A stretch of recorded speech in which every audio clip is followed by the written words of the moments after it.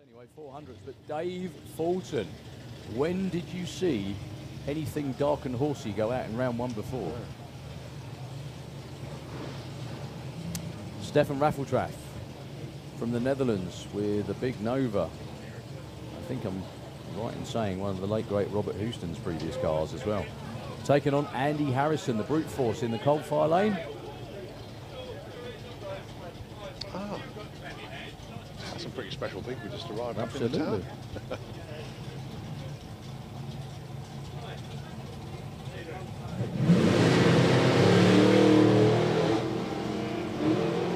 They've all found their A game when it comes to racing.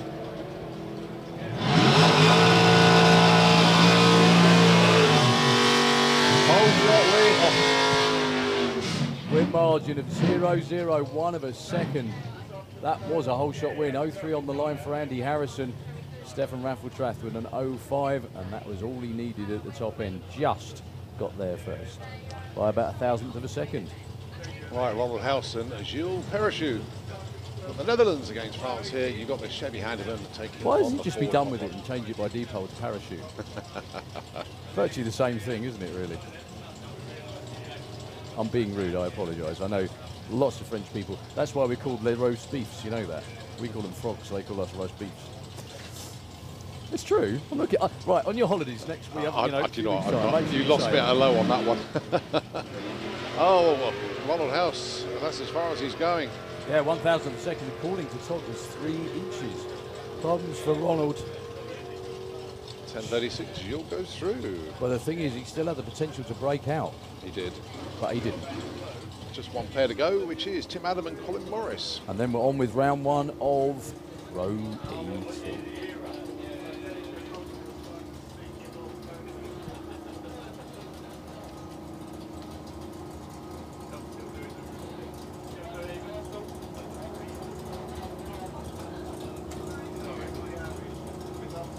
So matchups for round two. Jean Giles taking on Gilles Parachute. He's called Jean-Gilles now. Try and say that a few times without laughing. Andy Harrison taking on Brian Pateman. Dave Fulton will be taking on Stu Doyney. The two Simons racing each other. That's Simon Goff and Simon Fulton. And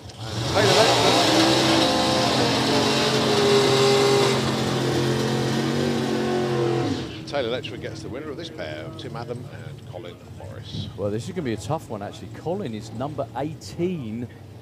Yeah, got that right. 1-8 qualifier out of about 21 cars. Tim Adam, number 9. However, Timmy went 9.97. Both of these can do way better than that.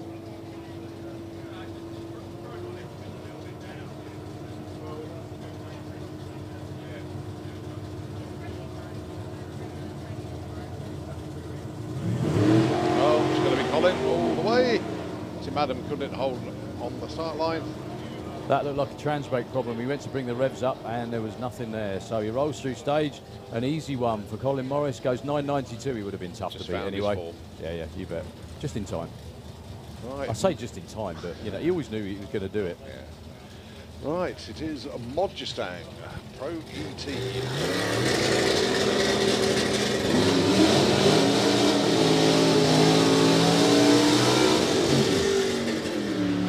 First up, Mark Bailey taking on this wonderful Corvette. Hans Neisner was the number 5 qualifier from Austria. Dials a 10.10 for this round 1 race against Mr. Breakout Bailey. Yeah, Mark's got to wait just over a second, and he will set off and chase the Corvette down. And in his mind, wants to overtake it and just stay in front.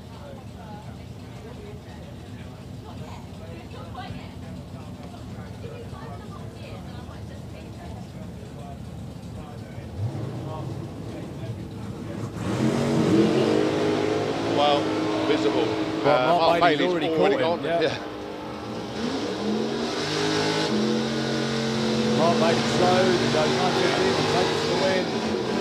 Hans Neisner goes 10.56. Most importantly, we hope you had a really nice weekend and comes back to see us again soon. All right, Nick Barnett and Harrison Brown, number 10 and number 26 qualifiers, these two. 11.62 for the Barnet and Grant Falcon. And Harrison dialing in 10.74. Well, the basics of this is bracket racing now. You see the qualifying with the numbers coming off the board. So 11.62, 10.74. The math says 0.88 of a second head start to the Falcon, but then the Camaro is 0.8 of a second quicker. So it's down to reaction times and not breaking out. And, well, reaction times. Wow, look at that. A sharp. 005 red and a 005 green for Nick Barrett. They were both almost bang on, however. Nick Barnett takes the win. 11.84. It's very weird going back to traditional eliminations after last weekend of the door slammers, where we had no idea what was going to happen next. So commiserations to Harrison, and congrats goes to Nick Barnett.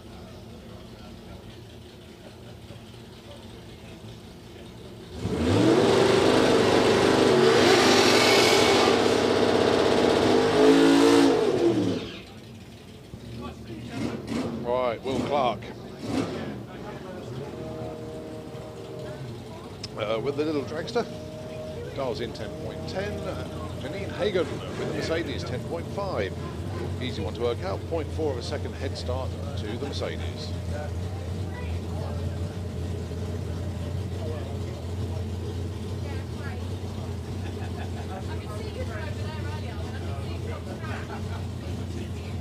So 0.4 of a second head start for the Mercedes.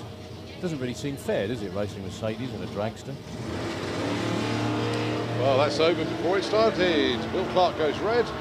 Janine, 07 reaction time, will be into round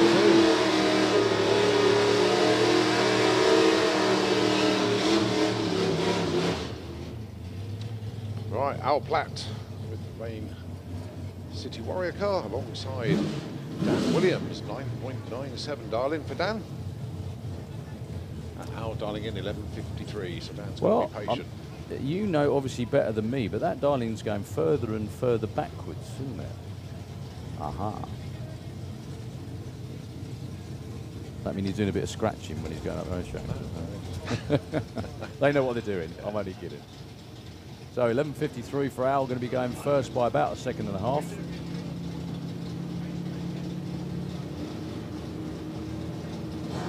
And goes red, so a 3B for Dan Williams. Oh, 008 red for Al Platt. Bit of a let-off for Dan Williams, but he might have seen the red light. Yeah, I think he did.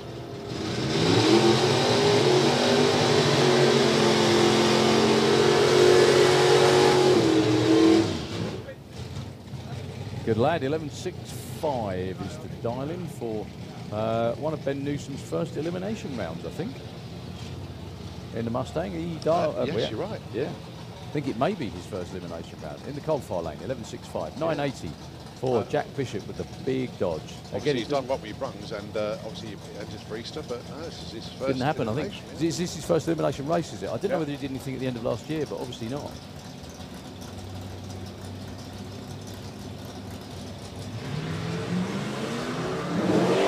Well, we got a green light race. First one for a couple.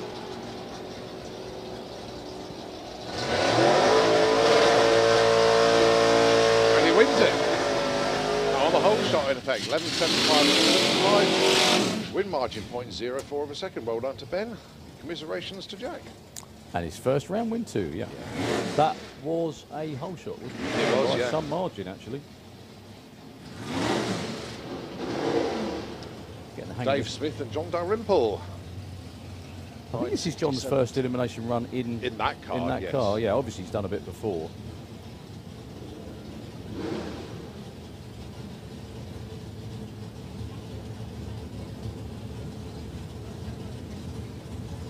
A.D. Randall helping John out this weekend. I wouldn't call it that. Yeah.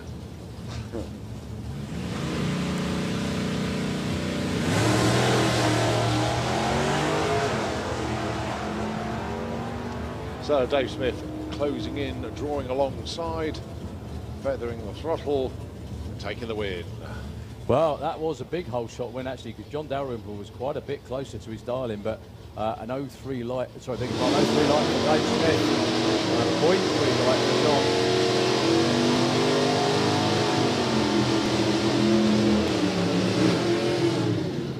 AD, we love you really, but we're glad you're not here. Sorry, You don't say that. No, He's been knocked out now. He might come up. All hail the king. Guy King comes up to the line alongside Keith Herbert. 9:47 dial in for Keith, 9:74 for Guy. Williams Brothers Racing second car in eliminations. First one's through. But Keith Herbert's a tough customer to get round. Qualified in the number 12 spot.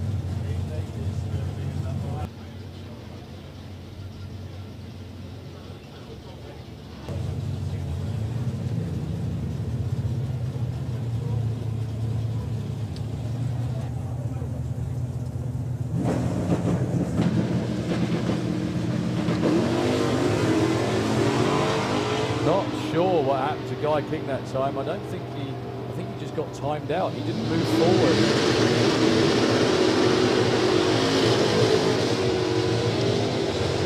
The Herb is through. Yeah, Guy King didn't actually go into stage within a certain amount of time, I don't think. I think that was the issue. Anyway, Till Schoeniger from Germany with the Honda Prelude in the cold fire lane. Number 27 qualified, that was 9:92, 9:56. For the bear with the bare head. Tom Watkins. Car's called Doris, would you believe? What a name for a Dodge.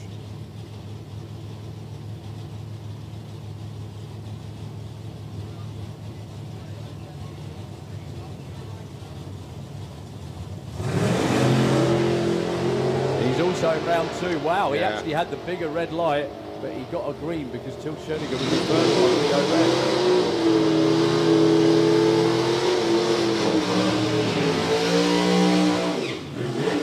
Real close to the finish line as well. Pair of door cars lining up now. Wayne Hiscock with a Chevelle from Reading, 9.30. Actually, that's the quickest darling he's had all weekend. Yes, it is. You're right, yeah. Against Jan Scheepers. We didn't think we were going to see Jan again after his first run on Friday. Broke the prop loop and all sorts of other stuff, but they got it back together with a lot of help from a lot of other people, I think. I think Andy Robinson was in there as well.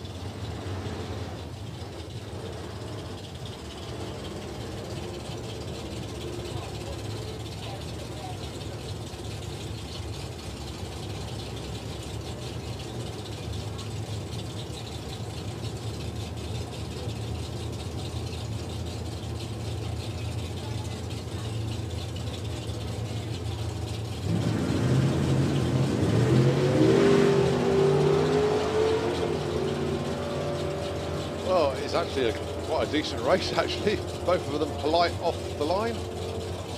And it is Wayne Hiscock that takes the win there by 0.01 of a second. And the whole shot. He was further away from his dial-in than Jan Scheepers, but it was a whole shot off the start line that did it. I'm not sure what went on there for Wayne though, because I think he's stranded. Yeah, he is. I can see the door opening. He's stranded up the top end. The quad is going up there to retrieve him. I did notice some smoke through the finish line, but I thought that may be because he stood on the brakes pretty hard, but apparently not.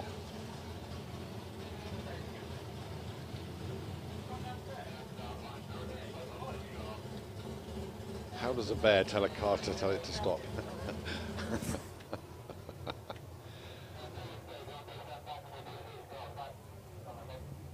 Okay, so we've got a car stuck in the shutdown area. Wayne that was Wayne Hiscock Hiscock stranded up there.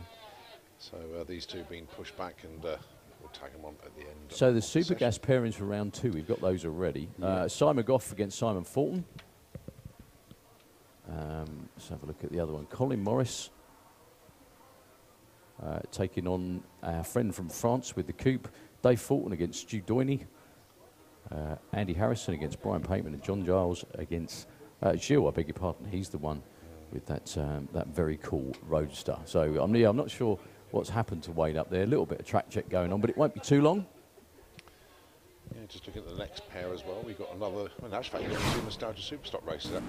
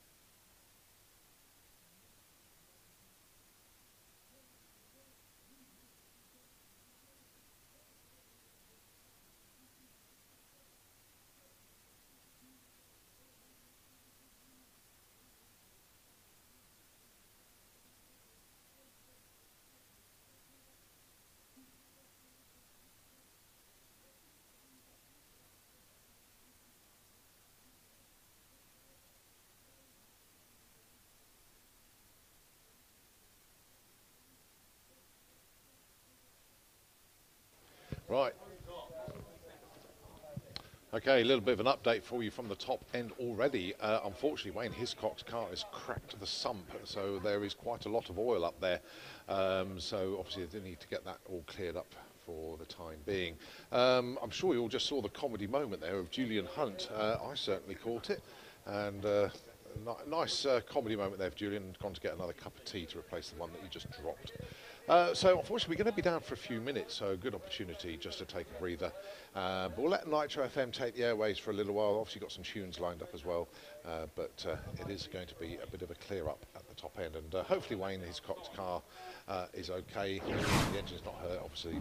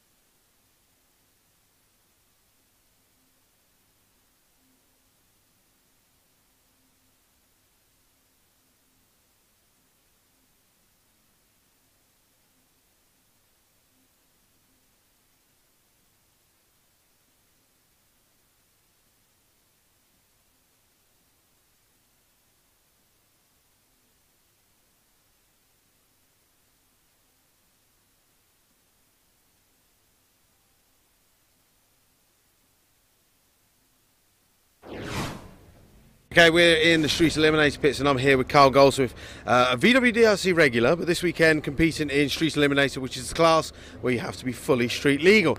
Now, you are internet known as the Cloud Maker. We took a couple of videos of yourself doing a burnout. Please just tell us why and how in a 1.8 20 valve turbo. Oh, I do it for the fun. It's nothing more than the fun of it. I put it in third gear, turn the nitrous on. It's also a good test for the nitrous. If it doesn't spin the wheels, I know there's a problem. On that last one, obviously, we got loads of people up in our VIP banking. They literally saw this VW Golf come around the corner. By the time you did a burnout, you had the biggest round of applause ever. On the run, you were spinning the tyres. Obviously, you're in street car mode, but how did that run go for you? Because you're actually now qualified, aren't you? I have qualified. I've run a 12.3 at 132. The impressive thing for me, I went from 98 mile an hour in the 8th to 132 in the quarter, which is bloody impressive. For me, anyway. No, that's it. Again, like you said, you're putting on nearly 40 miles an hour, top end of the track, in a street car on street tyres.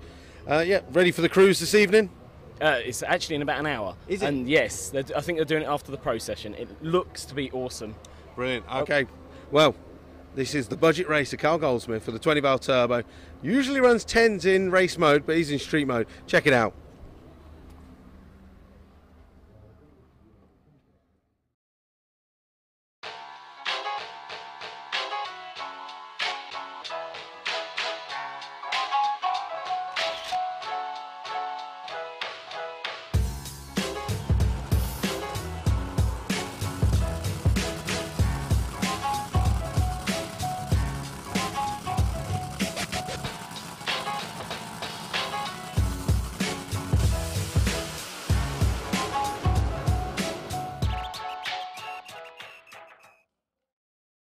It is Sunday morning at Santa Pod Raceway for the main event, and I am here with Dennis Harberman.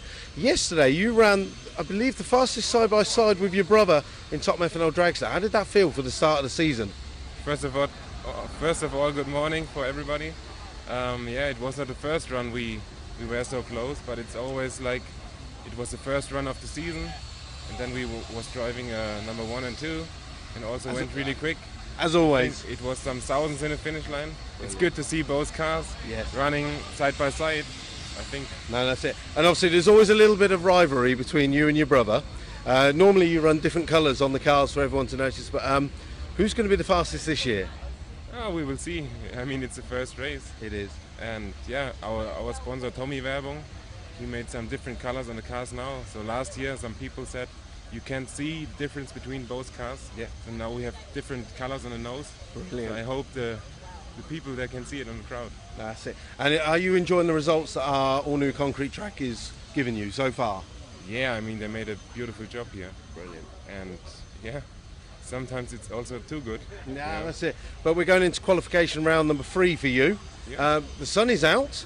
What sort of numbers are you hoping for today? I know it's hard to predict. I mean, everybody wants to go quick and quick and quick again, but the second qualification was up in smoke because I think there was some oil on the track, but we will see today. Yes, we want to go quicker. No, that's fine. Well, like I said, it's a beautiful day here on day number 3 of the main event. Good luck, Dennis. Thank you very much. Catch you later. Have some fun. Yes. Thank you very much. Thank you. Yeah.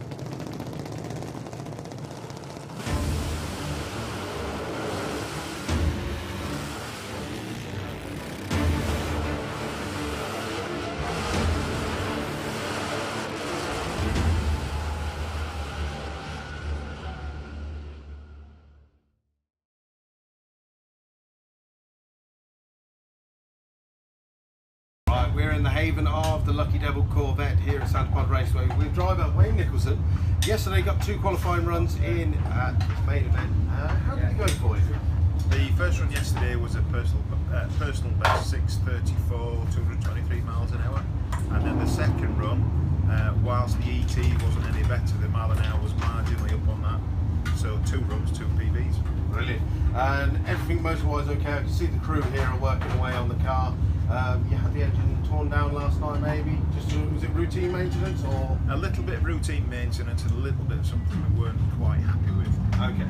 So last night we took the cylinder heads off, took the supercharger off, took the oil pan off, basically down to a short motor. Just checked a few things out, found something that we needed to fix, which was marginal, and it's all back together now. Brilliant. And like you said, yesterday you ran a personal best. How long ago was it since? Because obviously, once you get up in the higher echelons of like pro modified and stuff like that, your personal bests become longer and longer to achieve. Yeah.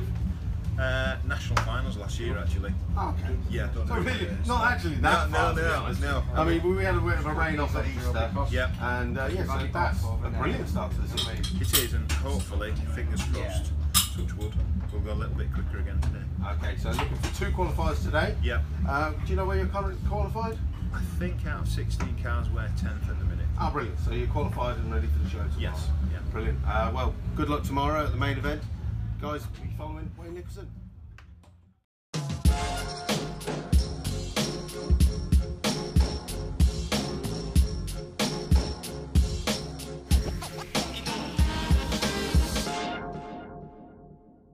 Right, it is Sunday at the main event and it's day number 2 for qualifying for Pro Modified classes. But walking around the pits of Mickey Gilchrist, I found a familiar face that before today I've only seen on Facebook. This is a Mr. 8 second. Bjorn Holmberg was the first front-wheel drive racer in Europe to go into the 8s, 899 back in 2011. 2011. Yeah. That's it. And now we have 18 front-wheel drive cars. Yeah. You have 2 of them. I have in 2 the of 8s, them, yeah. or had 2 of them. The last 2 of them. Yes. Oh, that's it. You started at the top, and now you know. But hopefully we're going to see you back in the car. But yeah, you're here with Mickey Gilchrist. What are you doing here at Sonderpod Raceway with him? Filling up oil and you know, a pair of extra hands, so mainly. Brilliant. Yeah. And obviously Mickey is currently qualified number 1. Yes. How was the pits last night? I was quite decent, actually. That's it. And there's quite a bit of a rivalry between Jimmy Allen's team, which is next door. Oh, yes. So yes. I'm guessing you guys are opening the windows, just shouting out. And, yeah. Brilliant. I mean, he won last weekend. He did, yeah. Yeah. That's it. Well, Mickey was a bit sad last weekend. He didn't have the best time. Well, it was a bit hard. Yeah. I mean, new track and anything is new and a bit of outlaw. Yes. So and mainly everything was. He's talking about Mateus there. So it's a very sore subject. But again, you're here in England with this. Are you doing any other rounds with Mickey? Yeah, we're going to Hockenheim. Brilliant. Yeah. You will have a good time there. The Germans know how to party. I can tell you that. But again, it was brilliant to meet you. Hopefully see you back here at the national finals. You'll get roped in for oil duty, I hope. That's what I hope. Okay. And one day, hopefully, you'll bring your car here. Maybe Door Slammers 2019. Yeah, maybe. I said maybe. You said maybe. Maybe's not a no. Cheers, buddy. Cheers.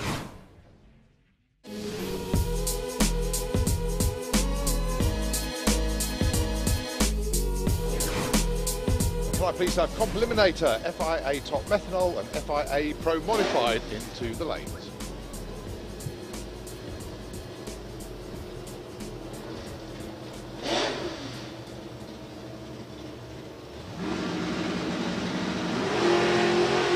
Right, green light drag race. And a very good green light drag race, to be fair. Amy Watkins trying to stay in front of Paul Brown. Oh, Paul Brown takes the win by 0.01 of a second. But Amy Watkins with a better reaction time, but Paul Brown closer to the dial-in.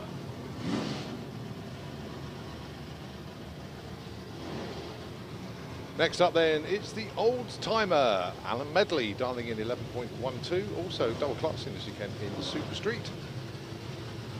Going alongside Ollie, this is James Oliver for Williams Brothers Racing, the third of the 3 cars in the team.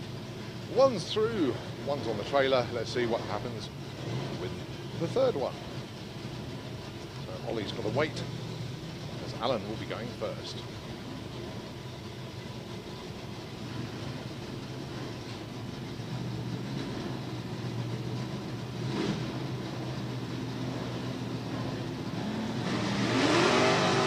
Ollie rolled the beams a bit there as a massive red light, actually, a 0.22.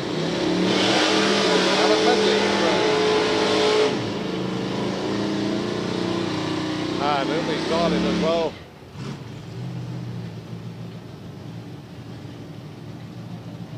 Next pair, John Turner, the Greenfish Barracuda, taking on Steve Hudson, Intravenous Ford Model T Altered.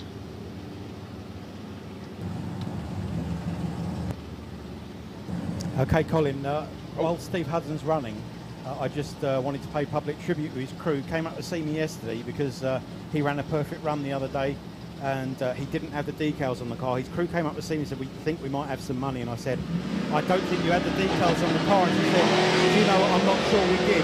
I've been this situation before where racers have not told me the truth about that sort of thing. But thank you very much to Steve Hudson's crew for being honest.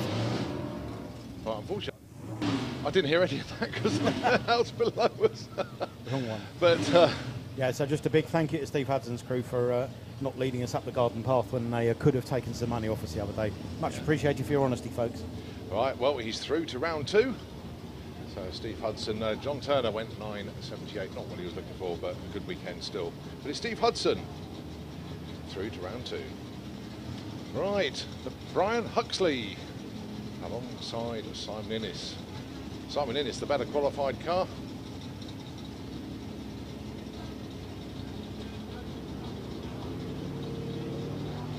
Darling's end is going to be Simon leaving first. Off he goes. Well, 1 second difference off the start line. And the 971 takes the win. It's actually a whole shot win, a win margin .006. Very, very well judged indeed for Brian Huxley. Right, we just got 3 more pairs to go. This is Bob Molden, and he is taking on another one of the Watkins. 13 inches. 13 inches, the win margin there for Brian Huxley. 1.7 second head start to Neil Watkins with the Purple Express Dodge pickup. But then Bob Molden's car, 1.7 seconds quicker. The idea being that they meet at the finish line roughly at the same time. But whoever judges the start line the best and, sorry, the start line, the tree the best and the stripe the best will take the win. Oh, very good reaction time from there.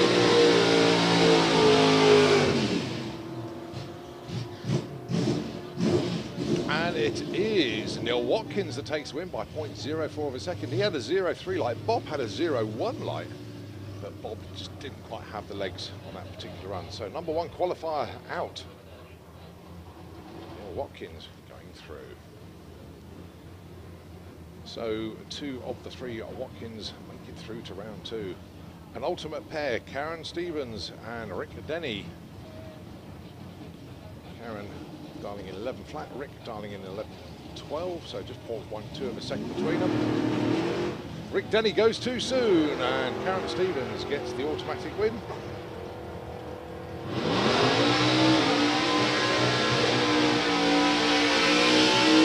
And 11.02 as well.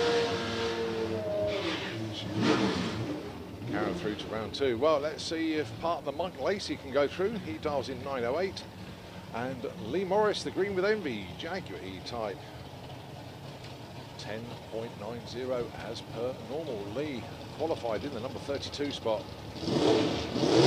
Mike Lacey, number 16. Mike's been pulling huge wheelies off the line. Dipped into the 8s last weekend at Door Slammers, trying to calm the car down a bit. You've got to stay the right side of 9 flat to stay in Pro ET.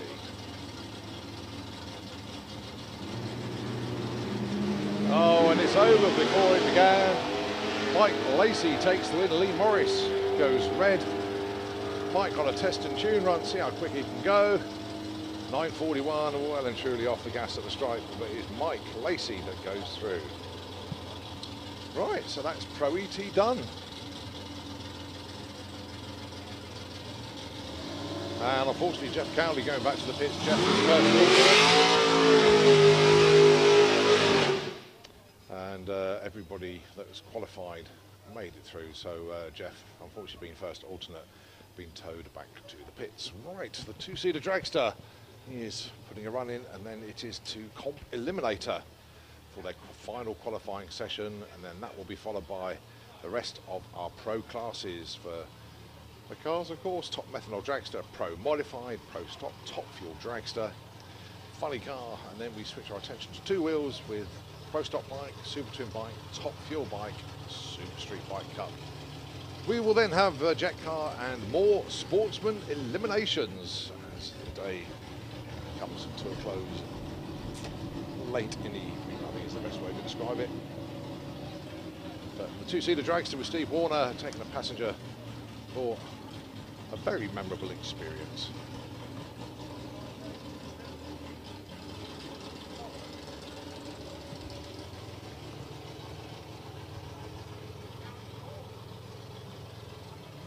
Into the pairing lanes, please. FIA Pro Stock Car, please. Can we have you down into the pairing lanes, please? FIA Pro Stock Car.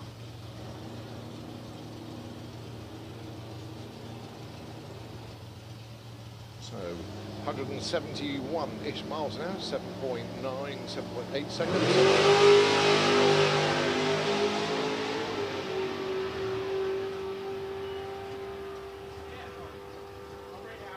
792, 169 miles an hour.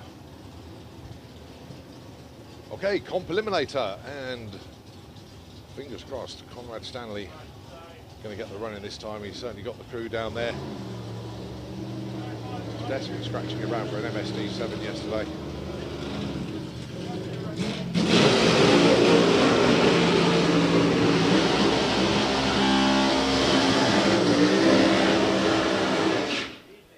And looks like they found one, and it's working a-okay.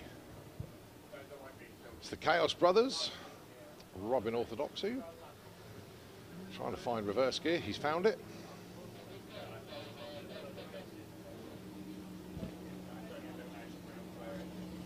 Robin at the moment a 7.14. Conrad did get a run in, but it was an 8.79. Are capable of going very low sevens, and if everything is absolutely right, we'll dip into the sixes.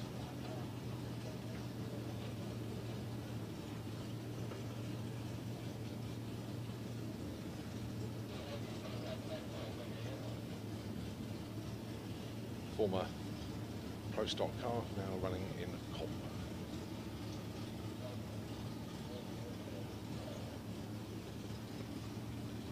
So the Ford Model T altered, and of course the Pontiac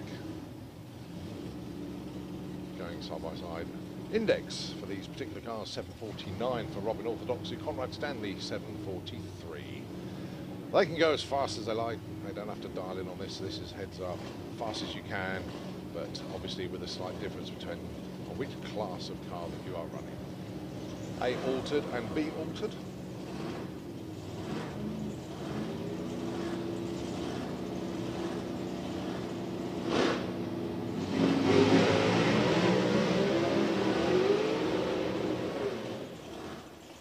Well, not going entirely to plan for either of them. Conrad coasting through to a 9.26 at just 108 miles an hour. 12.53 at 68 miles an hour from Robin Orthodoxy.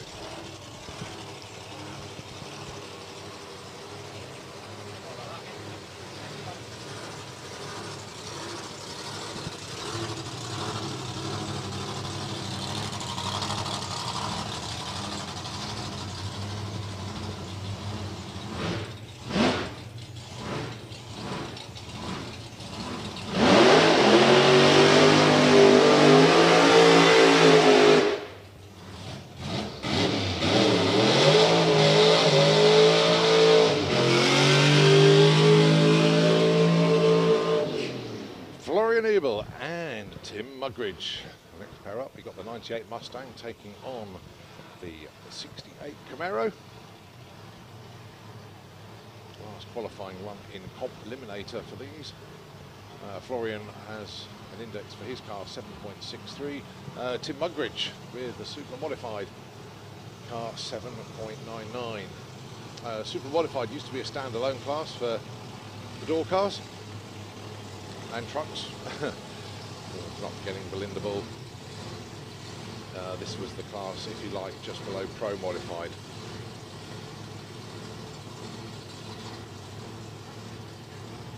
And I'll tell you something, if you want one of the best super modified cars, there is one for sale at the moment. It's the Obsession Motorsports Camaro.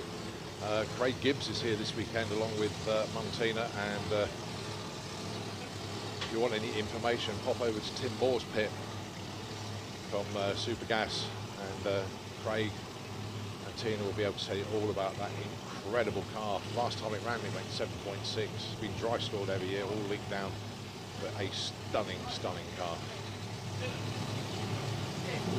We backed off to run in Super Comp 8.9. You can tell the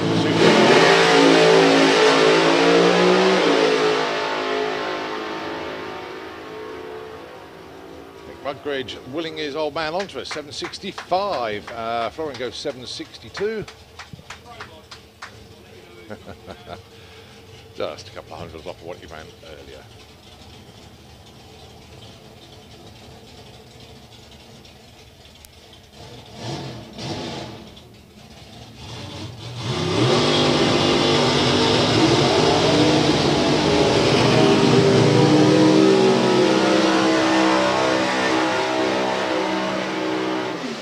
Proper burnout there from Paul Brooks with the mean as hell Sierra.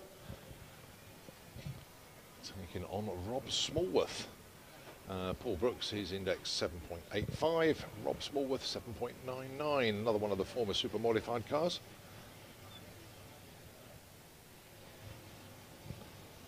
Rob so far this weekend 7.583. Paul Brooks 7.78.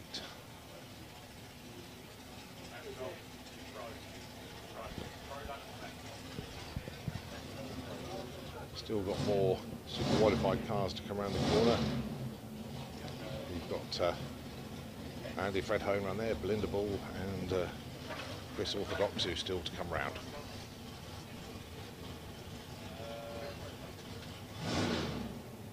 Turning on the nitrous there for Paul Brooks. Massive cylinder in the passenger footwell of the Sierra.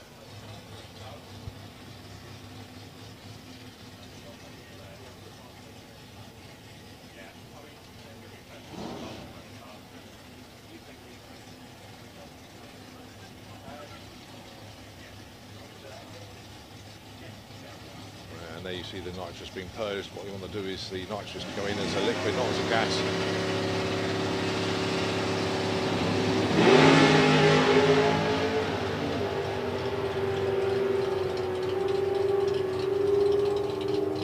Rob Smallworth goes 768. Paul Brooks goes 785. Lots of smoke billowing from the Sierra in the shutdown area, and to be fair, there was a bit of it on the racetrack as well. So the spotters going have a look on the coal fire lane just to make sure everything is a-okay. And the quad bike goes out. Might come back in quite quickly, but both cars taking the exit at the top end. So our track crew just having a good look in the coal fire lane. Paul Brooks' car was breathing very, very heavily as it was going down his lane, the coal fire lane. Still got more cars to come around the corner. All in radio contact, but that's a bit of a worry actually, because Bobby stood around about 250 feet out with his legs apart. It is the standard signal for possibly a little bit of oil out there, but we shall see very, very shortly. Well, folks, this is Comp Eliminator. To follow this is when things start getting loud, and for the last time today, it'll be the fourth qualifying session. We had two yesterday, two today. It'll be followed by Top Methanol, FIA Pro Modified. It'll be Pro Stock car as well. Top Fuel Dragster will be coming around for the final time today, and it is the last qualifying shot for Top Fuel. 9 cars going for an 8-car field. Nitro Funny Car will follow them, and then of course all of our bike classes as well. But unfortunately we do have some fluid in the coal fire lane, so we need to get that cleared up first. So for the time being, as the anticipation builds, Nitro FM will take the airway. Supergas time, and we're here in the pits with Jan Zimmerman from Germany and his wife Sabina. Good afternoon. How are you enjoying the main event so far? Three more will be in England. Yeah. The main event. Okay, brilliant. Enjoying it so far. He's been here 3 times over the years. always comes to the main event. Runs in Super Gas, which is a 990 class. Where are you qualified so far? This day qualified? Yeah. 10. 10. Yes. And is it an 8-car field? Do 8 cars race or 16? 8-car. 8-car. So they're currently on the outside looking in. You've got one more qualifier, hopefully, and they can get into the class. Sabina, you've been supporting your husband coming to race. Do you enjoy the racing as well? Yes, I enjoy the race. It's very nice. Very nice. Yes. Chevelle, what size engine do you run, sir? 63.5 cubic inch. Nice and big. Normally aspirated. Any nitrous? No, no Just nitrous. normally aspirated. Okay. Well, that's Jan Zimmerman here at Santa Pod Raceway. We'll be checking him out. Hopefully he'll make it into eliminations here at the main event.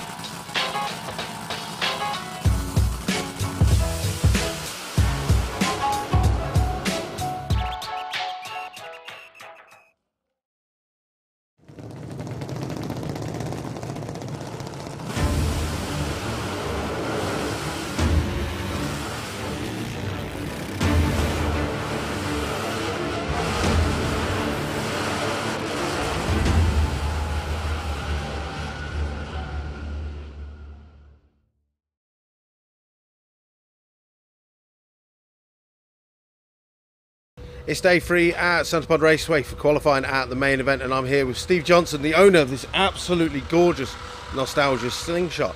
Now, Steve, you got 2 runs in yesterday. You're not really bothered about qualifying or racing this weekend. It's more about testing. No, we're testing for Nostalgia meeting in July. We've got a brand new engine combination, fuel system, ignition system, so we need to get the runs in. Brilliant.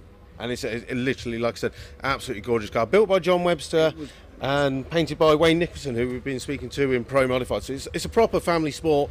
The guys are building it, stuff and painting, and we'd like to keep it within our sport. But yeah, what's your best time so far in it? Well, the best time with the old engine was a 720. Okay. At about 189 miles an hour. And what engine was that exactly? It's the same size engine as a 509 big block Chevrolet. Oh, nice. Blowing. But it was tired. So it should have been running in late 6s at 200. So is that the aim? That is the aim. That is the aim. Okay. I'm looking for mid 6s at over 200. Nice. And hopefully when I can get it on the ground. These things are fickle things, aren't they? Well, hopefully we'll catch up with Steve Johnson throughout the weekend, and if not, he's going to be back here for summer national testing and obviously the big one, Dragsters in July. Okay, we're here in the pits, Street Eliminator, with Ollie Whitehouse with the VW Beetle. Your first time out in Street Eliminator. You've licensed, you've qualified this weekend. How's it going? It's been better, but I've blown it up twice so far. But thanks to Richie at RJ Performance, he managed to get the parts out to me. So I'm good to go again. So we should see how good we get on, really. Well, I've got Colin Morris and Tim Adams going by there. Don't forget, the pits are live, full of action, so there's race cars everywhere. But like Ollie just said, thank you very much to Richie at RJ Volks Performance. He supplied the barrels and pistons, so he's going out later on the cruise. Are you looking forward to that? I'm looking forward to trying to keep up, yeah. So well, it could be quite entertaining. Luckily, the cruise is pretty simple, and I'd like to say tame, but I've heard stories. Yeah, I've heard stories too, but we shall find out, I suppose. Brilliant. Well, that's Ollie Whitehouse with a 12-second Beetle. We'll catch up with him later in the day. Well, as you always say, you ask, we do. So we're over in the pits with the Wild Child Super Comp Dragster of Andy Williams.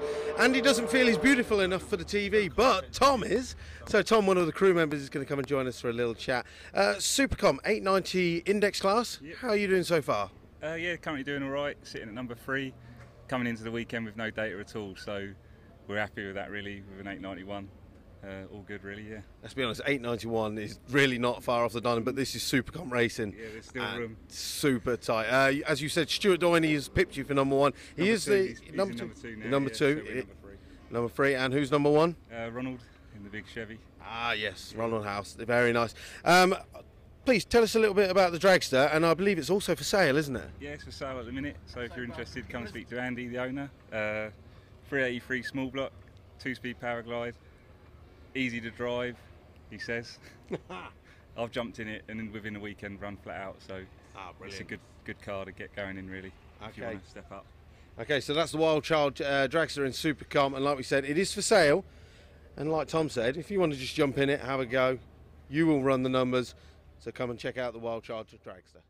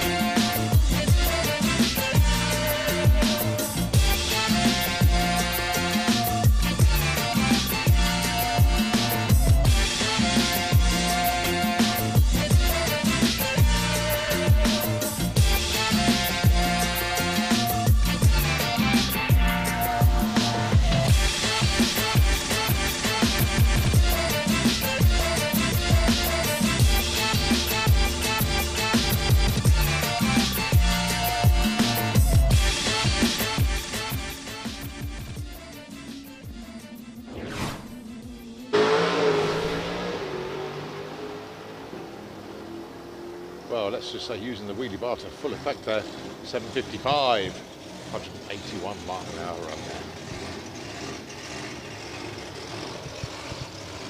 there. Right, Chris Orthodoxu with the Apocalypse, 689 on previous run, alongside Belinda Bull with the Chevy pickup truck.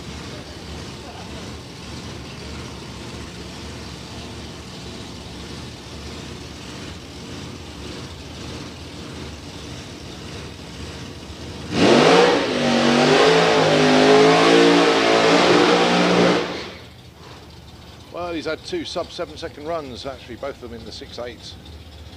Into the pairing lanes, please. Funny car. Let's have you down into the lanes. And the Nostalgia Funny cars as well, please. So, Nitro Funny car and Nostalgia Funny car, please, into the pairing lanes. Well, as Chris brings Apocalypse backwards, we now...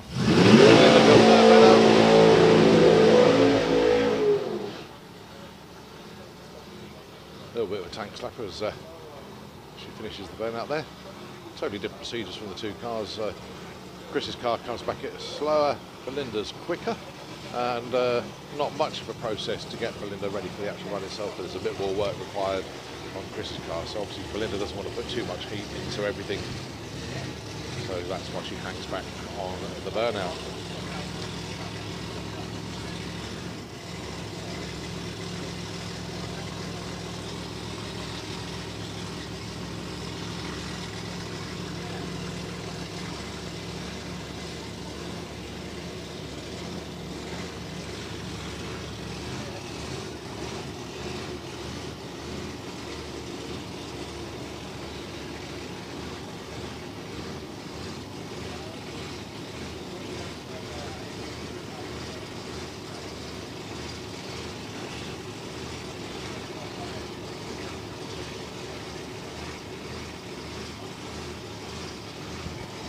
So index is at 7.49 for Belinda Bull, 7.16 for Chris Orthodoxu.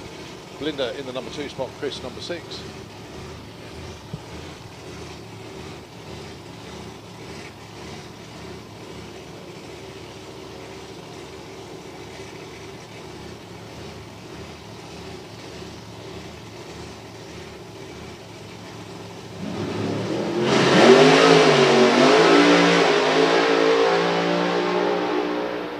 Good looking run for both of them, to be fair. 6.79 and UPB for the Apocalypse Viper. 7.11 for Belinda Bull, just a little bit off a 7.07 from earlier, but well done there to Chris with the Viper. Stays in the number 6 spot though, but a very good run indeed. Right, somebody on the banking's got a birthday, and it is Boise. He's up there somewhere. I know he's chilling out. Stacey's up there as well. But have had a message to wish him a very happy birthday indeed. No, Boise, he might be fast asleep on the banking now. Right, we look behind us to see that it is time for top methanol. Darryl Bradford is right at the finish line beyond the turn-off area, right at the end of the drag strip, and we'll be hearing from Darryl with the news and views as the drivers get out their cars, take their crash helmets off, and we'll have a word with Darryl.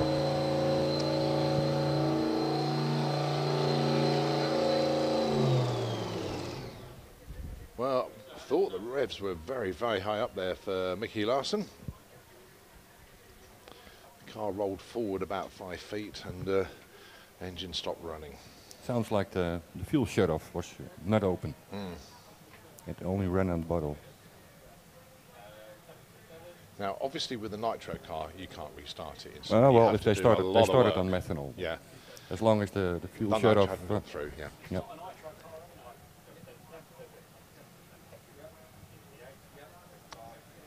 I have actually got Chris Orthodoxu with me at the top end, but I have it on good authority. He's going to be on his best behaviour today, as he knows actually we're live worldwide. But just before the next pair fire up, anyway, I'm just letting him get his crash helmet off. Chris has had a really, really good weekend, a bunch of 6-second runs, and that was another one as well. This time round, Chris, down in the 6.7s, 6.79 that time round. 6.79. Hang on, excuse me, hang on, let me get these off. Oh. Oh, excellent, excellent. I'm well pleased. I noticed I didn't swear then as well. I know, it's very well behaved, but... no, it's fine, it's fine. Did I win? Oh, that's a good point, Colin. What's that, mate? That's a good point. I beg your pardon, that was round 1. Who won? Was it? Oh, no, Belinda won. I beg your pardon. Sorry, you didn't quite catch him. No, it's it's right. qualifying. Sorry, it's qualifying. Say that again? It's qualifying. That wasn't elimination. They all seem to think it's eliminations up here. They do. I'm not joking. Conrad said the same thing. Yeah. They all said the same. Double check.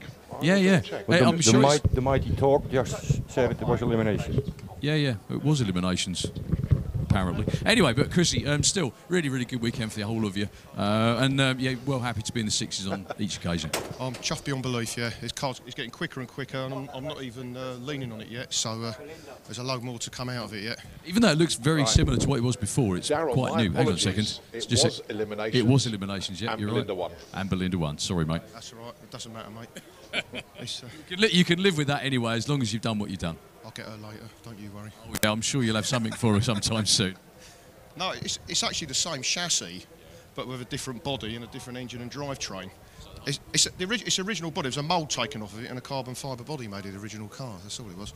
Sounds expensive. It was, yeah. While I'm here, if they're listening, I'd just like to thank Andy, Robbo, and Kate and Luke and all the Robbo team, because they've done an absolutely blinding job on this car, redoing it for me, and all the help and advice. And I've got Andy up the pits every 5 minutes helping me when he's trying to do his pro mod car as well. So massive thanks to him. I wouldn't be here running it if it wasn't for Andy.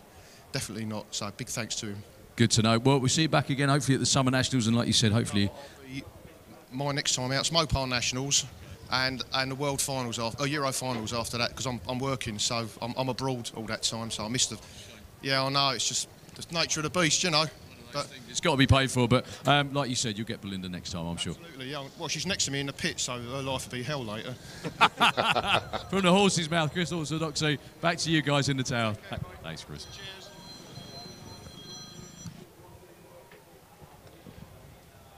Right, top methanol lining up behind us. Mickey Larson towed away, unfortunately. Fuel issues.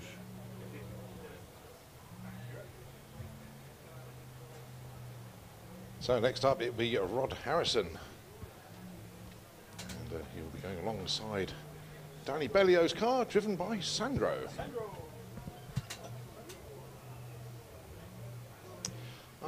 Rob Rippin's just been in touch.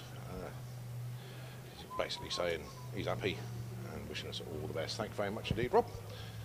And whoever just tried to call me, can you text me? Can't really take a phone call whilst I'm live on commentary. Very, very difficult to do.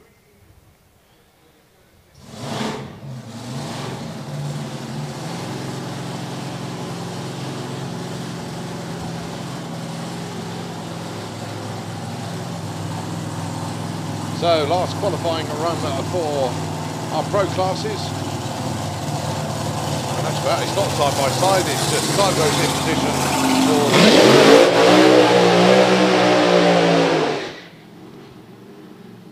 next. Yeah, Rod on the solo actually. Sandro is in position ready for the next pair.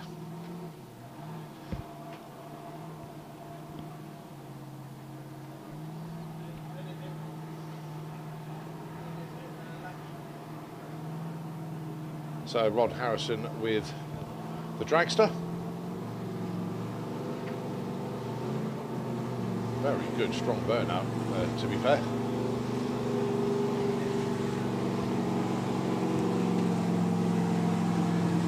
A 6:05 earlier on. The revs do seem quite high though.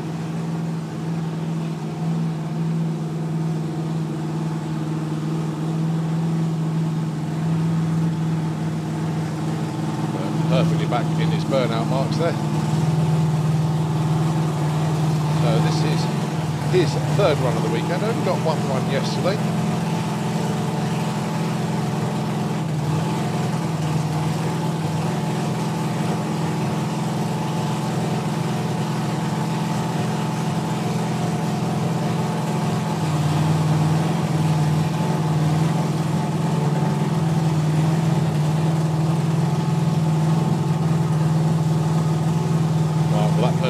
Just text me and that's good news.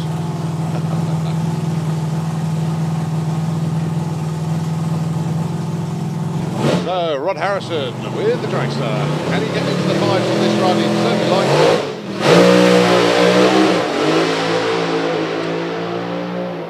Well, without a shadow of a doubt, his quickest run of the weekend, but he's not going to get a time or speed. He rolled the beams, never got anywhere to get the clock started. What a shame, because that was a storming run, but didn't hold it on the line. What a shame, what a shame. Yeah, too bad. So what the team will do is they'll download the data Yeah. And they will know pretty much what it ran, will they? Yeah, well, I think it was a driver error. Yeah. Yeah. This was the first time he revved it up to go from pre-stage into stage, and I think at that time the clutch will bite you, so the car will start rolling. Yeah. And then it's then you're done. All right. So Rod's going to stay with that 6.05. So he's qualified to race tomorrow.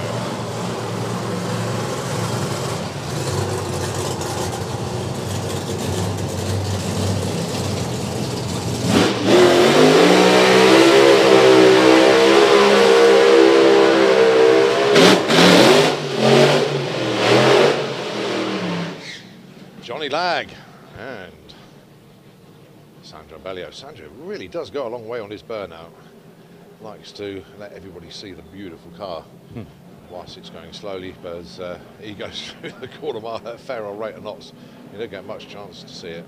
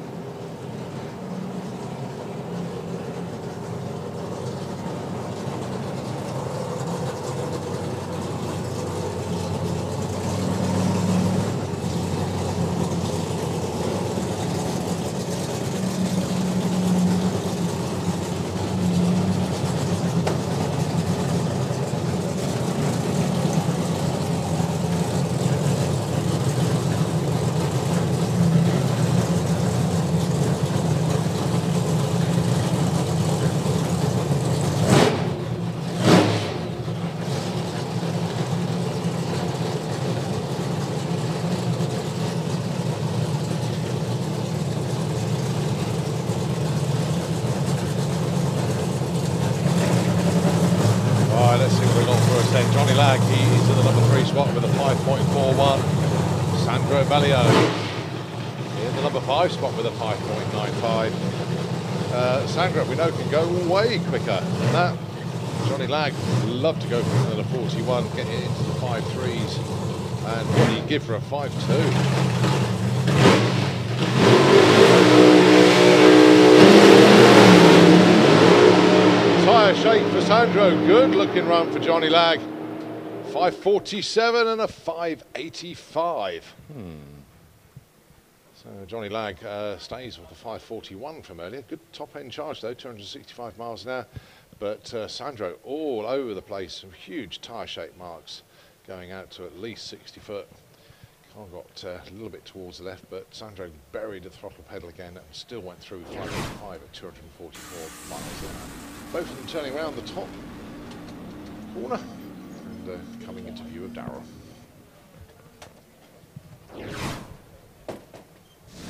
Both turn around the corner instantly, no messing around there at all.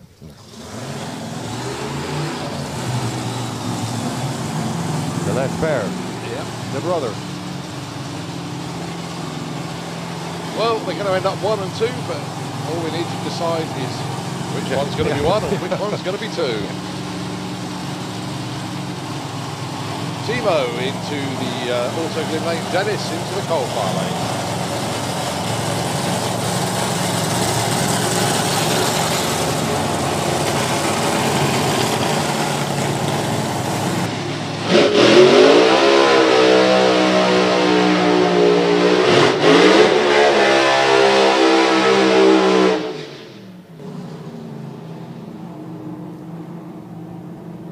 On a very sticky track. Unbelievable how good the track is at the moment. We can believe it. Oh, wow. We can certainly believe it. Okay, the Habermann brothers then, the crane drivers from Germany, all part of Werner Habermann's setup. So they go and do some heavy lifting during the week, and then they lift trophies at the weekend. Yeah. That's the basic way they do things. Well, let's have a look then. Both of them being in the 5.3s.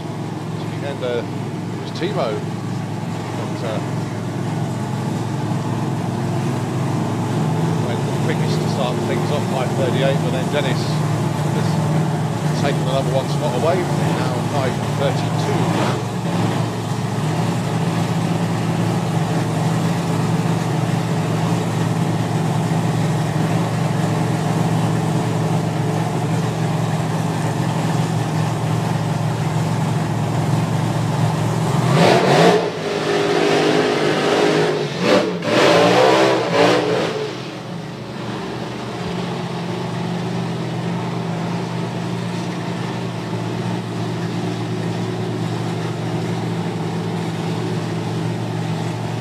drive over the burnouts completed, both going into pre-stage, the Haberman boys.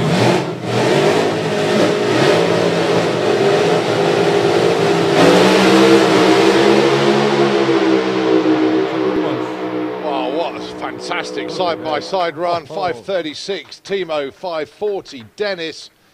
The margin between them, 0.03 of a second at the stripe, so they're cementing number 1 and number 2, but it's Dennis with the higher top speed. One spot, yeah.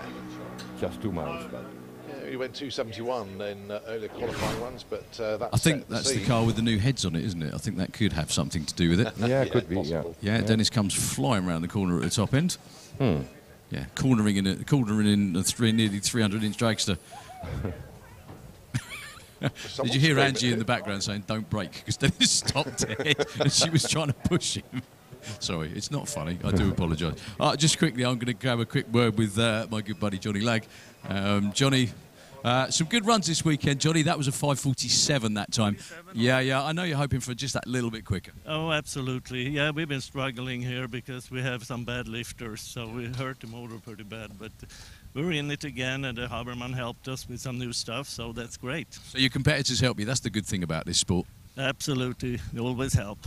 Always help. Well, they didn't help you with that one, though, because they were in the 30s and the low 40s again. So you're number 3 qualifier. Not sure who you've got in round 1. I think it might even be Sandro. Is that right, guys? It's all disappeared off the okay, screen, no so problem. But sure, anyway, yeah, so a good couple of qualifying days anyway. Yeah. Well, thank you very much, Johnny. Good luck for race day tomorrow. Back to you guys. Okay, so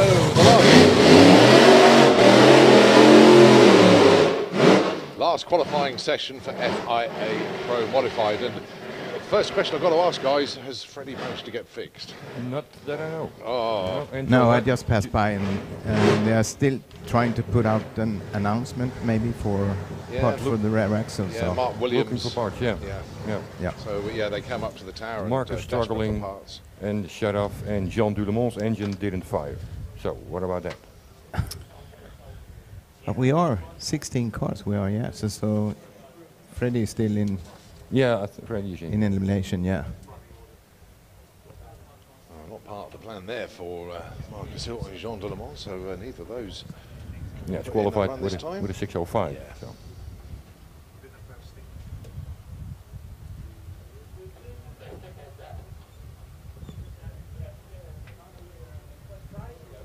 So the Punisher Corvette just been pushed back.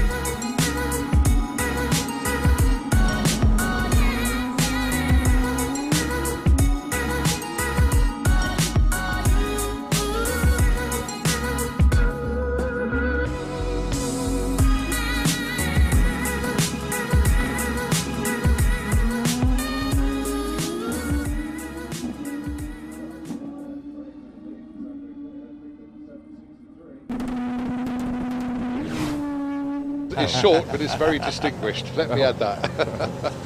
No, I mean, if you don't like a Corvette, then you're not worth liking anything. These are just stunning cars. Well, actually, back home we had 2 Corvettes. Mine in the garage and one, a friend of my wife. She came along with a brand new C7 Grand Sport. Oh, very nice. I wish I could. There. Right then, let's have a look there. Bruno Barner, he is in the number 11 spot, runner 6:58 so far, way off what he could do. Wayne Nicholson, PBing this weekend, 6.34. But not only that, he's got a consistent car as well. Well, Bruno, he didn't totally destroy the engine, but and he didn't take it fully apart either. But it's the old bullet in that car right now. So now he's got no electronics, or not very much. No. He has to listen and shift and do it the old way, old style way. Yeah. And So hopefully, Switzerland for the UK.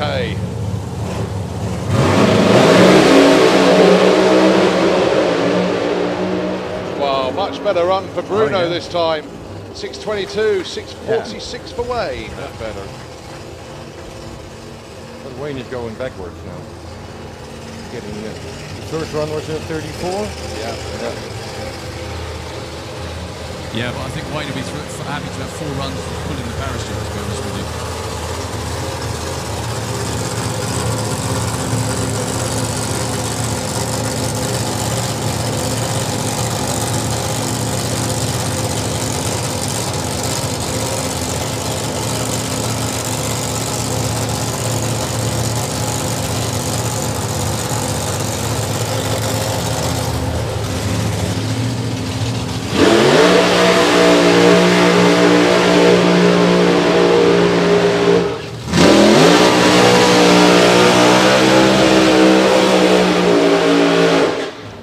Kuno with the Avenger appears into the Autoglim lane, and a very, very happy man indeed.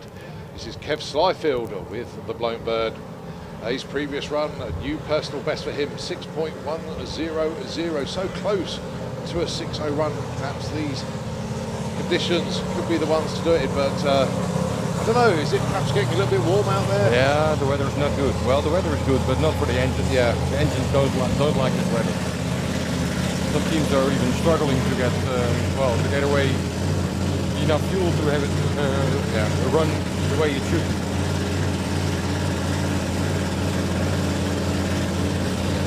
Well, Wayne currently in the number, that's the previous pair, apologies. Kev Slyfield in the number 8 spot. Nice for him to be in the top half of the draw at the moment. Norbert Kuno, he is number 9. Now, of course, if these two stay 8 and 9, these two will match up. Oh, okay. First round of eliminations tomorrow. Would be a good round to see that. Yeah.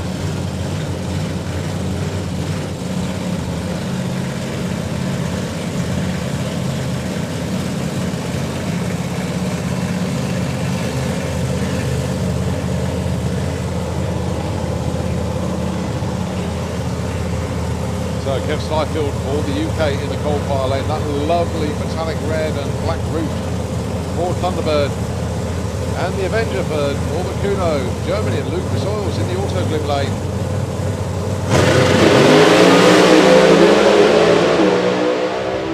Both of them getting shade. Kev driving through it.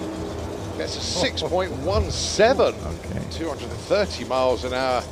Drove it like he stole it there. Yeah. 8.11 for Norbert Kuno. He was busy inside the car. Yeah, he had his hands full. So no improvement for either of them. A little bit of a surprise, but the thing is they're both so comfortably in the show that they might as well go for it on the last run, to be honest with you. They've got 3 good runs down the racetrack, all of them. So they might as well pour everything in and see what it'll take. So is it the way it's going to work out? Those are still going to be 1 and 2 tomorrow. 8 and 9 tomorrow. Is that right? Yep, you're dead right there, mate.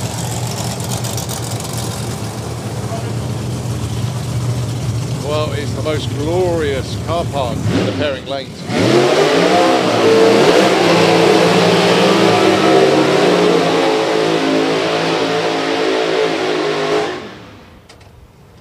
Pro Mods and Top Fuel Dragsters around the corner, Nitro funny cars behind them, Nostalgia funny cars behind them. It looks fantastic round there. And they're all coming round to play on the corner mile here at Santa Bod. Well, apart from the top fuelers, they're only going to 1,000 feet, but you know what I mean. Is the Fuel 20 cars also to 1,000 feet? Yes, they are, yeah. Nostalgias will go all the way to the quarter mile. But Fuel Funny Car and Top Fuel Dragster, race distance for them 1,000 feet. We've seen these two cars for several rounds now. Yeah. And now again, and I just found out that Jan Eriksson's car, because he's been into racing for a couple of years, or many years actually. And this car, I thought it was brand new, and it's almost brand new. It's built by Tommy Brander in Finland. Was it Tommy's car? Was it Tommy's own car? Yeah. Oh, okay. And he ran it a couple of rounds at TF last year, so, but it was red. Yeah. Same color as Andy's car, but yeah, there.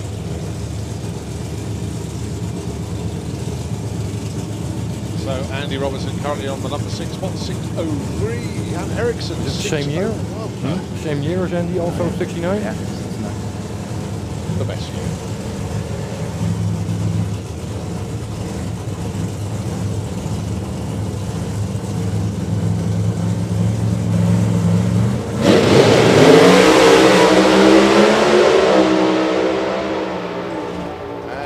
Way out in front, and he's in the fives well and truly. 592 at 244 miles an hour, goes into the number 3 spot. 605 for Jan Eriksson. He stays number 6. That's a personal best speed for Andy as well. That's a big mile an hour for that car. Yeah, 2 mile an hour improvement there for Andy. With something to do for David. David now back to the 4th place. Yep.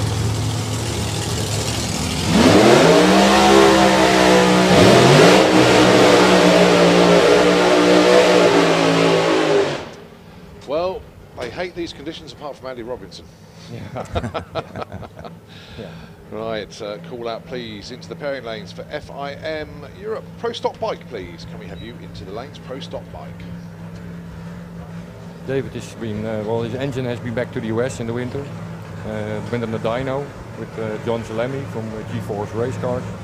And he's also helping online with tuning from the US to here. Now, so he sees the data that... I've been to Williams Brothers Racing as they have a Superflow dyno there where we're measuring engines up to 800-900 horsepower. Yeah. Goodness knows what it sounds and feels like when you put a Pro Mod engine on a dyno. That would be pretty special. Yeah, you will take a step back. Yeah, more than one step I should say. Yeah. That's over 3,000 horsepower. Yeah. Right, this is your number 5 and number 4 qualifier, Kim Christensen and David Vector. 594 and 593. They've both just been bumped back by Andy Robinson. And both looking for a 580. Yeah. Both of these cars capable of going way, way quick. These are both Andy Robinson built cars, aren't they? Yeah. I remember rightly, yeah.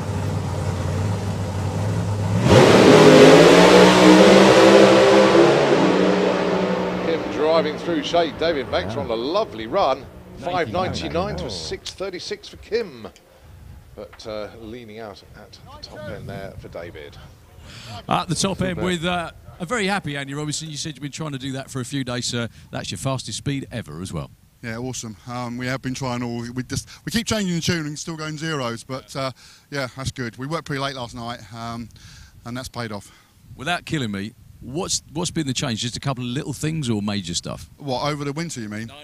No, between the last 3 6-0s in a row, and then you've chopped off a 10th just in one run. Yeah, we've been underestimating the track. So we've gone to the track with just not enough gear, not enough power, taking maybe a little bit too much out, to being a bit too conservative. So we started. So that was probably going to be either what it did, or it might have been the tyres going away. So yeah, it's good. Good stuff. Well, the good thing is I think you're number 3 qualifier at the moment as well. So that's really nice to see. Yeah, well, we'll obviously wait and see the rest of the guys run, and then if it is, great. Good stuff. No problem. Thanks, Andy. Good luck tomorrow. I think especially under these kind of weather conditions, it's really good. I mean, 6-0, you would think that's about where they should stay or could stay. And then he shaved another 10th of a second off.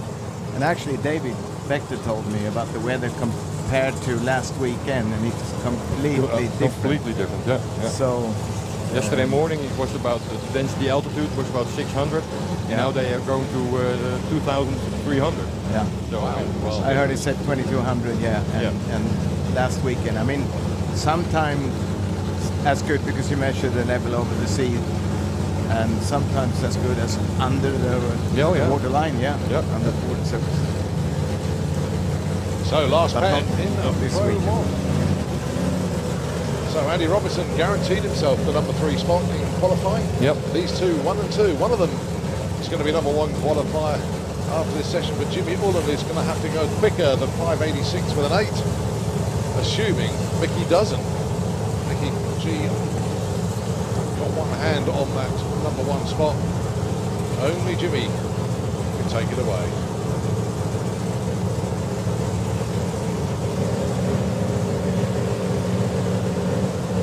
Last pair in Pro Modified, Jimmy Ulland and Mickey Gilchrist.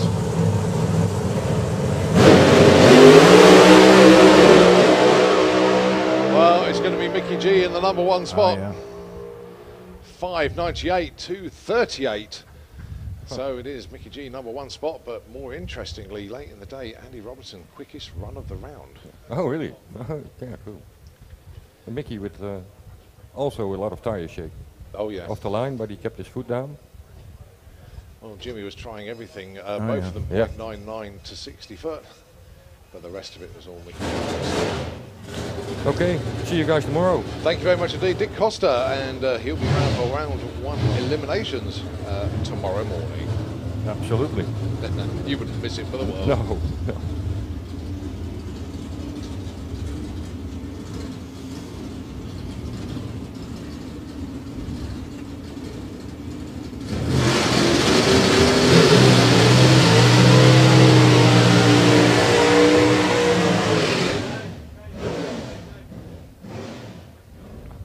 So, FIA Pro Stock car, just for them here this weekend.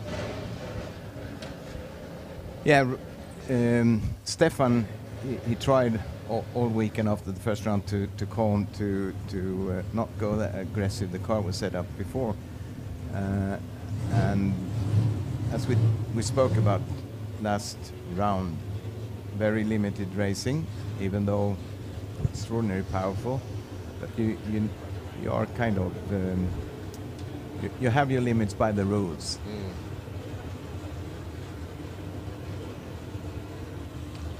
Okay, so last qualifying round then. Okay, for only 4 entries this weekend, but I think it's fair to say it could be anybody's meeting this weekend after Q2. It really can. They were only separated by 0.14 of a second. And actually it's 0.11 of a second now between first and fourth. This is Mike Malcolm and Stefan Enrid.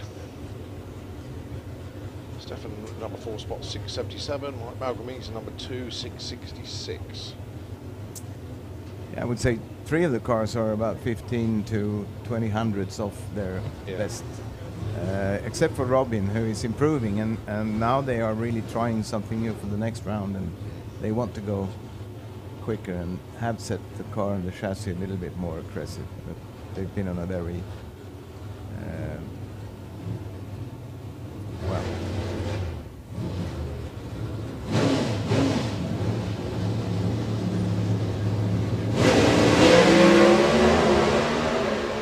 All right, well, Mike Malcolm, big tyre shake, he's backed out of it, and Stefan Enrid going along the wall to a 666 with a 4, moves up to the number 2 spot. So that's really bunched things up at the top. Number 1 qualifier 664, number 2 666 with a 4, number 3 666 with a 9. That's pretty close, to be honest. I'll just very quickly between all 4 of them. Grab a quick chat with Mickey Gilchrist. Mickey, obviously you made 2 great runs yesterday. Were you testing a little today to see what you could get away with, maybe? Yeah, I tried to. We tried to fix some problems from yesterday, and I'm not sure what happened this round now, but last round was a bit too much for what it took, and we made 2 runs in the left lane from earlier and now right lane, so we didn't really know what we could expect from it. So. Yeah, but the fun day's tomorrow, race day, so good luck, sir. Thank you. No problem at all. Mickey G, confident as always going into eliminations. He's justly confident though, isn't he, to be honest? Yeah, it's always a bit of a worry when he's like that. Right, last pair in FIA Pro Stock. And just with 0.06 of a second between first and fourth, going to be making it very, very interesting on race day. But we've still got Bengt Lyngdal, who is your #1 qualifier, and Robin Dorrit.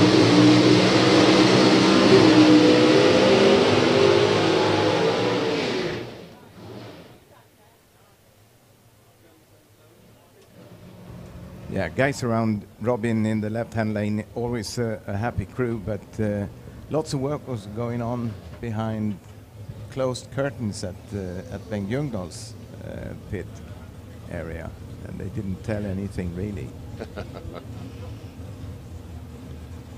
Yeah, it's a bit weird. Pro Stock is probably the most secretive class of anything.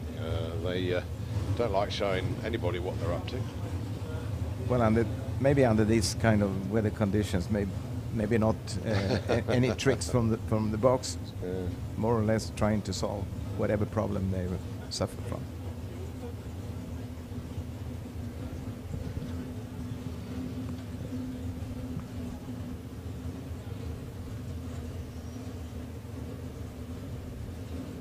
Final adjustments to the wheelie bar on Bengt Lyngdal's car, so critical to get that exactly the right height. Not so much to stop the car pulling monster wheelies, but so that the tyres don't unload. So the wheelie bar height is quite critical.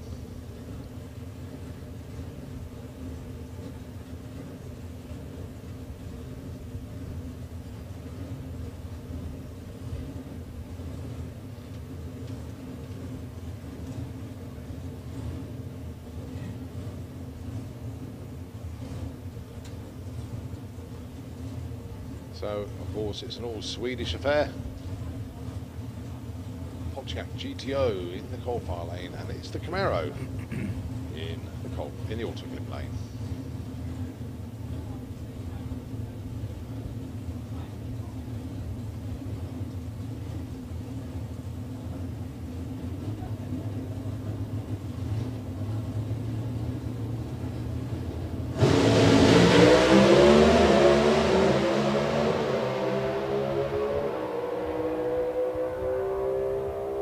.72, 669.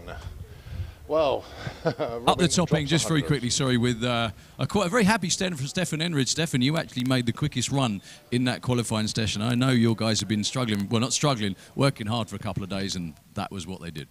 Yeah, it's been rough to get back from the 9 months period here and not drive so much. I mean, we did a minor testing in Malmö, but only on the 8th mile, and got a lot of new stuff under the hood and in the transmission and so on. So it takes some time to get focused and adjusted again. Unfortunately, we heard a motor here in Q3, so had to put the other motor in, and hopefully that motor is okay. We'll check on later tonight. But it was good to go for all the high gears and get the car down, and it felt good. It's a little bit loose up there. 3rd and 4th gear is wiggling a bit with the tail, so it's kind of a little bit scary in a Pro Stock car, but I went through the gears this time, so I'm happy now.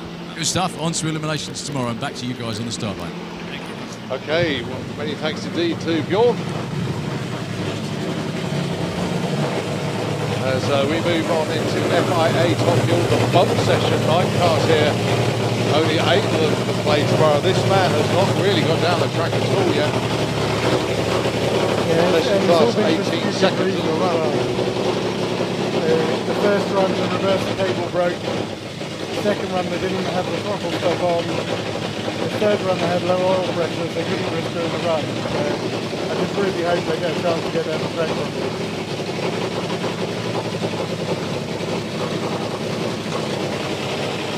So Bjorn Martinsson, he needs to go quicker than 6:51.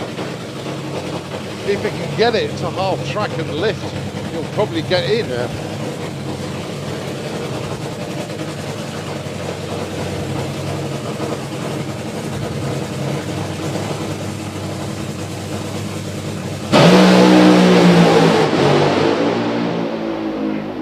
heating parts all the way up, but I tell you what, he's going to get in. He does. 561 at 130 miles an hour. Gets into the number 8 spot. He's just bumped out Mickey Kagarad. Well, Mickey, he has just seen himself being knocked back one there. Mickey Kagarad has run a 6:51 so far, but 5:61 at only 130 miles an hour. Bjorn Martinsson gets into the number 8 spot. It's a very good 60 foot at 0.91. At the 8th, 3.95, but 153 miles. Now, give them a big cheer. They've been trying all weekend long to get that car down the track as the crew, the Nitro Bear team, go and collect their man from the top end. Mind you, he's halfway down the shutdown area, so we're going to have to get him removed before we can send the next pair down. Well, that was his first. I was going to say, I was just having a very, very quick chat with Jimmy Orland, I beg your pardon, but he's packing up and going now. So if you've got a couple of moments, I'll try and grab a word with him. Just very, very quickly, Jim. Sorry, we've got a brief moment up there at the top end of the racetrack. Last weekend you won 10 grand. This weekend, can you repeat the win? Yeah, not the 10 grand maybe, but the win we're hoping to repeat. Yeah, I mean, you guys had nice weather 2 weekends in a row. Maybe we could win. Maybe we could win two weekends in a row. That would be awesome. Well, that would be a bit of a freaky thing, the weather. But no, you. I said that to Magnus earlier. Like you said, you guys love coming here. It's about time you won here as well. Yeah, me and Peter here, we've been fortunate enough.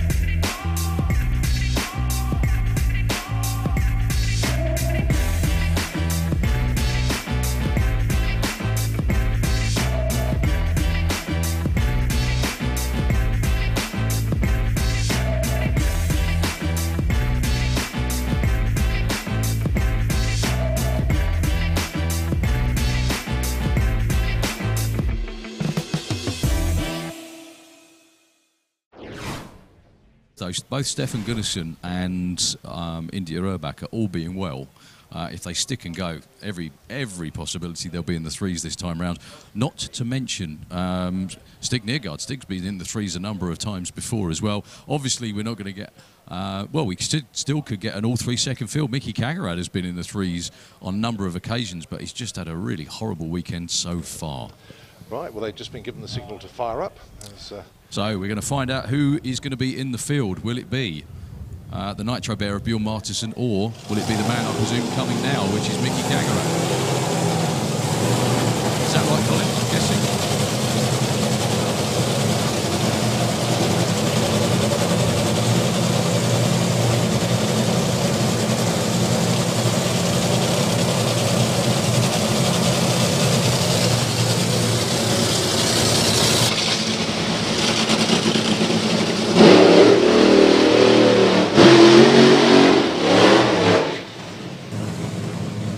Mickey's fireball looked a bit spectacular last time, but actually it was just rubber hose connecting to the fuel pump split. A cheap part, thank goodness then. Yeah. So there wasn't that much damage. There was a bit of burn damage, but nothing major. Well, it'd be a headline photograph for many of the photographers here this weekend if they caught that shot. I'm looking forward to seeing some of them appear on the internet after the weekend. But what Mickey is looking forward to, he's getting back in the show, needs to go quicker than 5.61.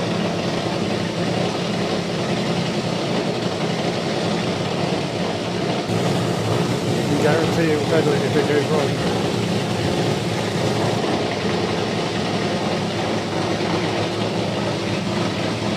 Stig Neergaard with the Eye of the Storm dragster from Denmark. He's in the cold fire lane.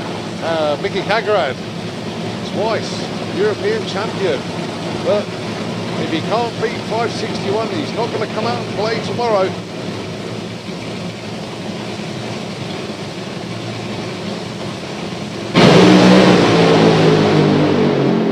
Stig Neergaard all the way to a 423. Mickey Kagerad.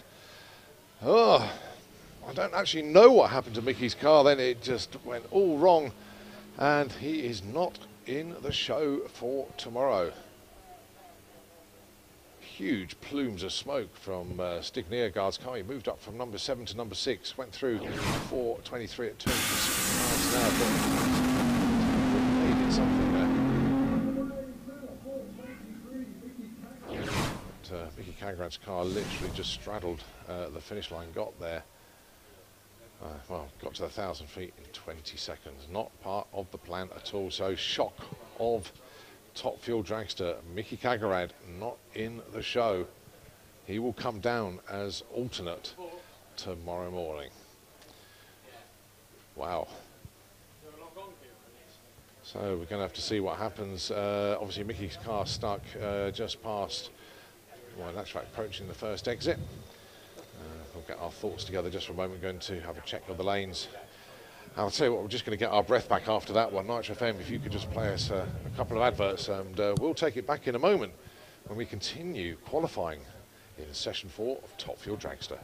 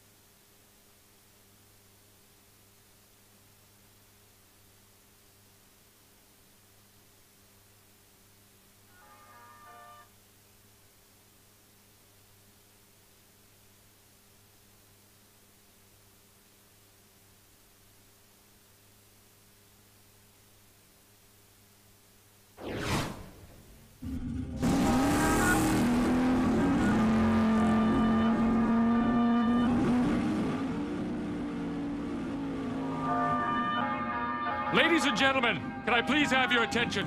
I've just been handed an urgent and horrifying news story, and I need all of you to stop what you're doing and listen.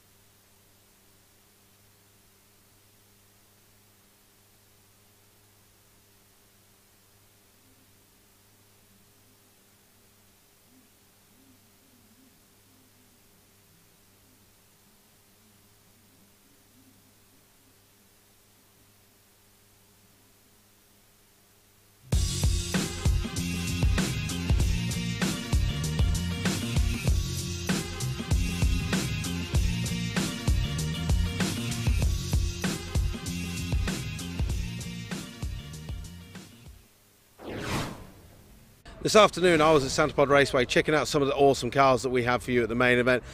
But for some reason, I'm in Wellingborough, about 10 miles away from Santa Pod. Why the hell am I in a car park, B&M, checking out some awesome cars?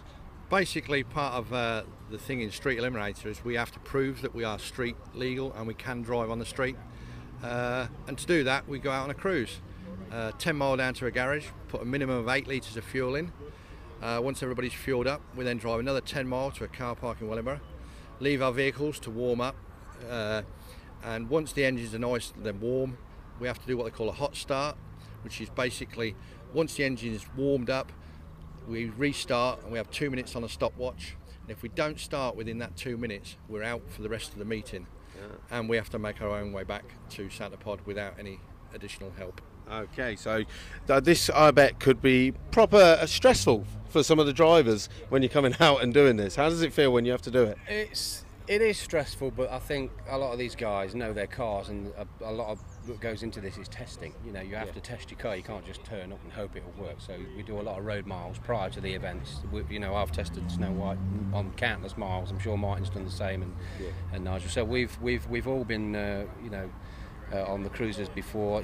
I'm still relatively new at this, as opposed to the other guys, but you know, you do get used to it. But it is still street. You're constantly gauge watching all the time, just making sure everything's where it needs to be. So, but it's tremendous fun as well at the same time. And look, we're in the car park. Yeah, That's it. Thousands of horsepower here, and it's tremendous. So.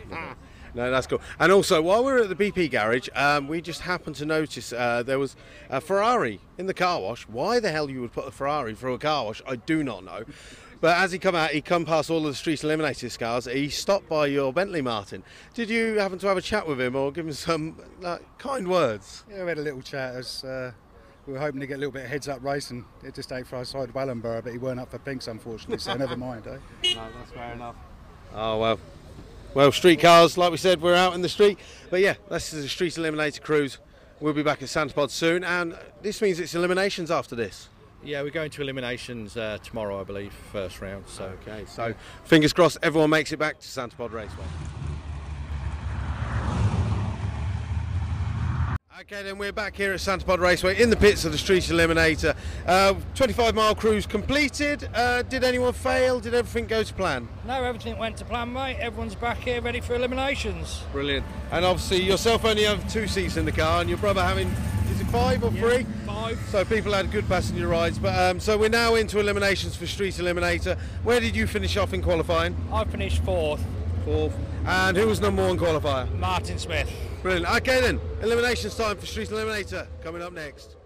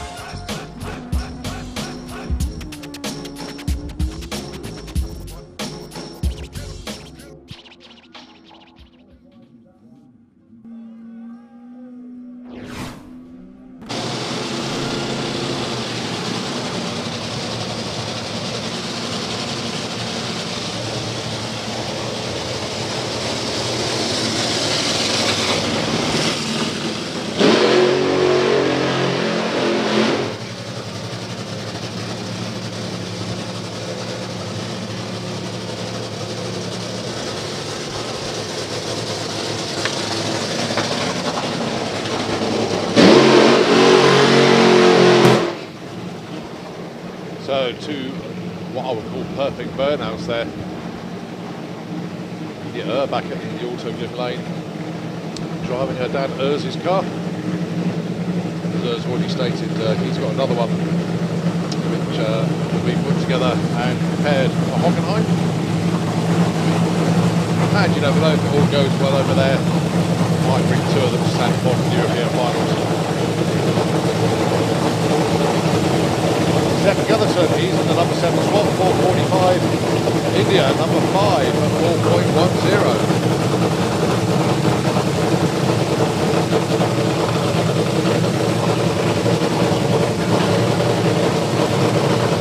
He's not quite straight on the track there, it's closing off to the right a bit.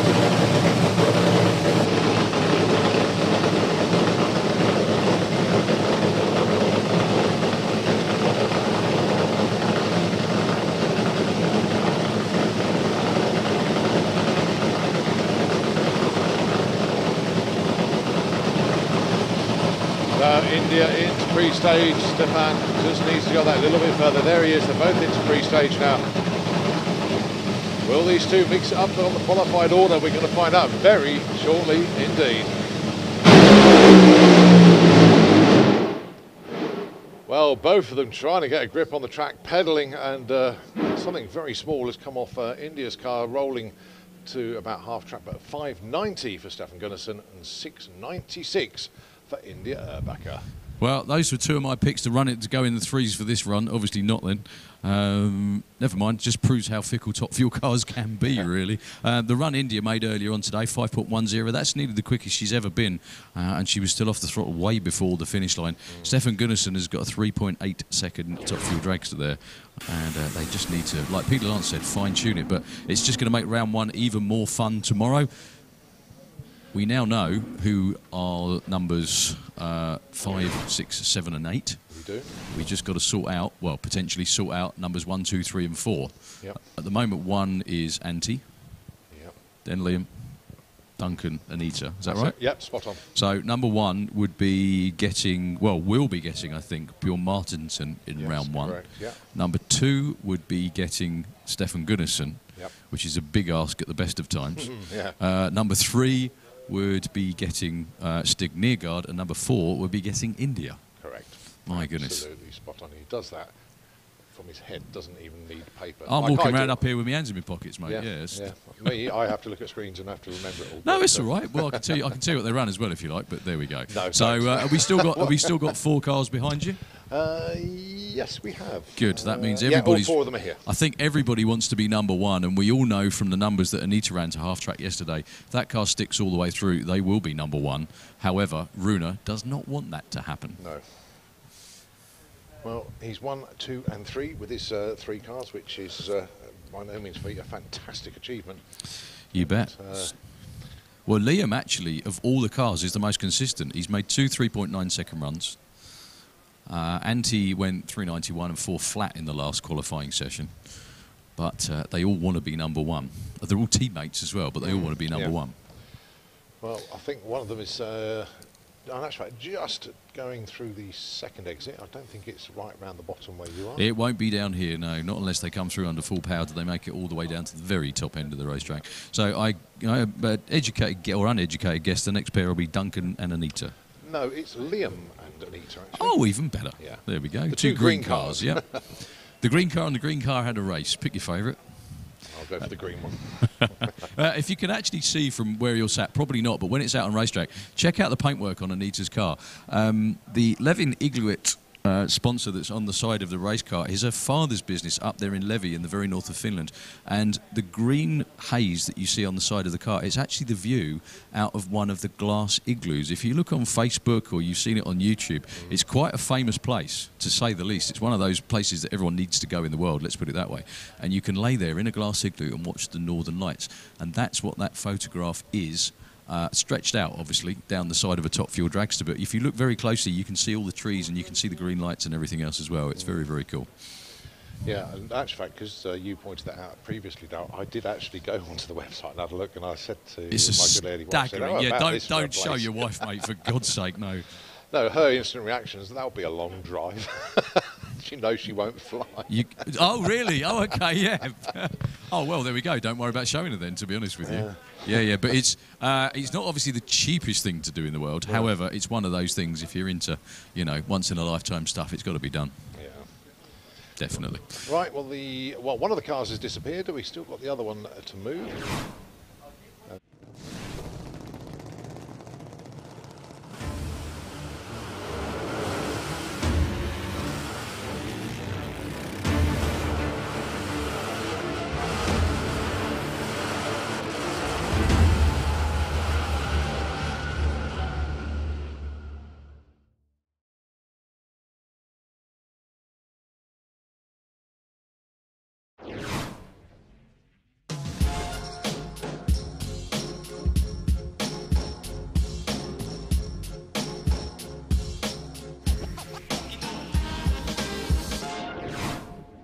Oh no! In a very nasty way as well, and boy did it stink. It was it was nasty. Combination of very hot brakes and nice parachute material don't really mix.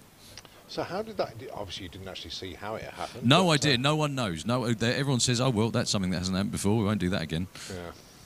There we are. But the only way that can happen is if obviously the parachute overtakes the car, which is almost impossible to do. But unless you have a tailwind. The only thing is, though, that there's an area of dead air underneath the car, and the reason that a lot of the cars on the wheelie bars, if you notice, they look like nets. And what it is so the parachute doesn't just flop out and get tangled up in the wheelie bars, but it can get sucked underneath as well. That is another thing that genuinely does happen sometimes. If the pilot chute doesn't quite work well.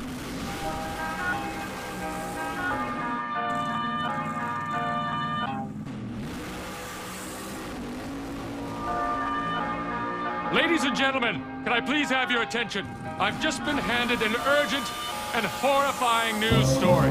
And I need all of you to stop what you're doing and listen.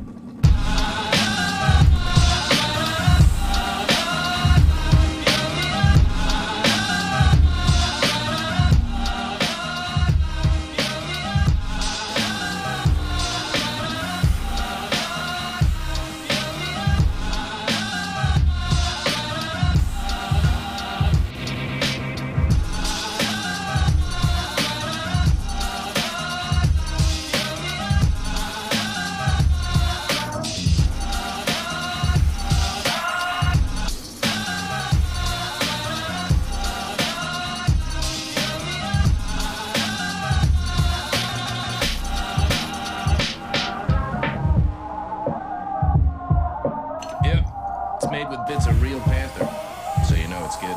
It's quite pungent. It stings the nostrils in a good way. Yeah. Brian, I'm gonna be honest with you, that smells like pure gasoline. 60% of the time, it works. Every time. That doesn't make sense.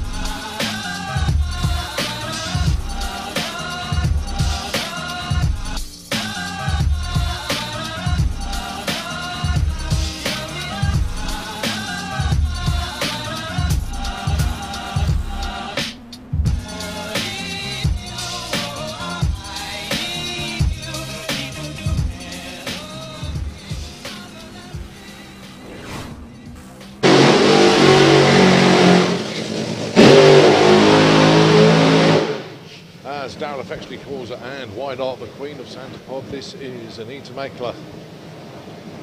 And she's going against Liam Jones, representing the UK.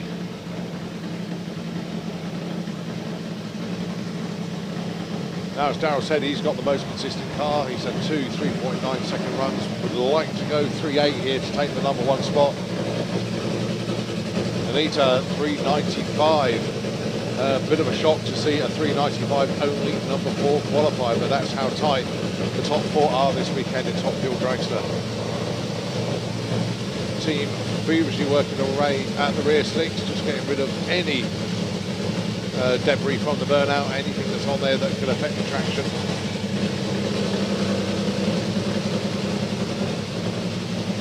So it's the two green cars in the Autoglim lane. It's Anita in the coal-fire lane, the grandstand side for Liam Jones. Last qualifying runs for these two.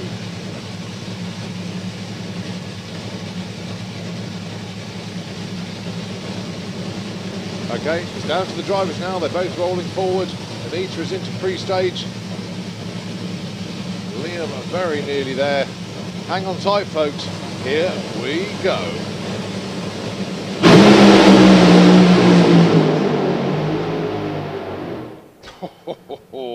Well, they were both eating up parts there. It is Anita that gets there first with a 4:37 at just 200 miles an hour. Liam off the pedal first and just trickles through to a 6:41 at 89 miles an hour, but identical to 60 foot of 0.86. Yeah, well, you can only think that they were both really seriously going for it in that last qualifying session, because everybody wants to be number one. And part of being number one is you get interviewed down on the start line in the morning. So at the moment, it's only going to be between two people. It's either going to be Duncan from Malta or Antti from Finland. Have either of them been number one qualifier? I think... At Santapod even? Oh, that's a very good question, actually. I'm sure they have. I know Antti's won here before. I know Duncan has as well. I know they've won here before. I'm just trying to remember if they've been number one qualifier. Possibly. Okay, well, that'll be one for the historians and the, what's the word, the statisticians, that's the word. Well, the thing is, if you think qualifying's been fun, and it definitely has, then join us tomorrow morning for round one in FIA Top Fuel. Always a very, very tense affair, and you've got to be on your A game to get through eliminations tomorrow. So, both cars are safely off the track, so just look behind us to see that both of these cars are well and truly ready to go. I just heard as well, someone just sent me a quick snippet. You know about the thunderstorm and the weather? Yes. Obviously, we had one last night. Stansted Airport's been closed because of a thunderstorm. Really? Yeah. It's nice for someone else to have the weather for a change. However, I'm not going to be too smug, because you never know, it might be coming over here at some point. I'm not saying it is, folks, don't worry. It's just a million miles away. No, it's not all that far away, is it really? But if it actually closed the airport, that's not big or clever, is it? Anyway, your last pair in Top Fuel qualifying. Number one from yesterday in the first session anyway, Duncan Micallef and Antti Horto in the brand new car. It's a new chassis, but they've actually got the rear end from the old car.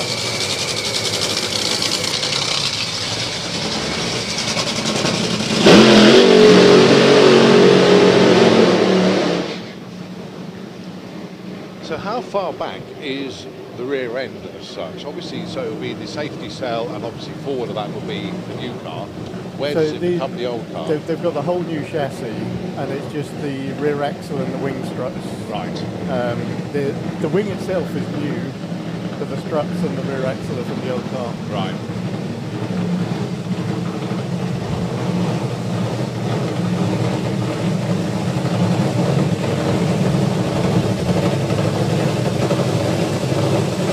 Okay, so the last pair then, one of these two young chargers is going to be number one qualifier. It is going to be the extreme youngster himself, Antti Horto. That's about these two, 1 and 2 in the FIA European Championship last year. 1 and 3 qualifying with Antti taking the top spot at the moment.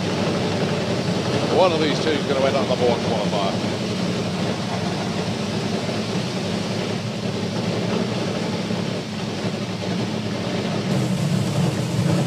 Well, wherever you're tuned in the world, this is the last pair of Top Fuel Dragsters to qualify here at the main event. It's Q4. They're both in pre-stage. We could see a side-by-side very quickly. Yeah.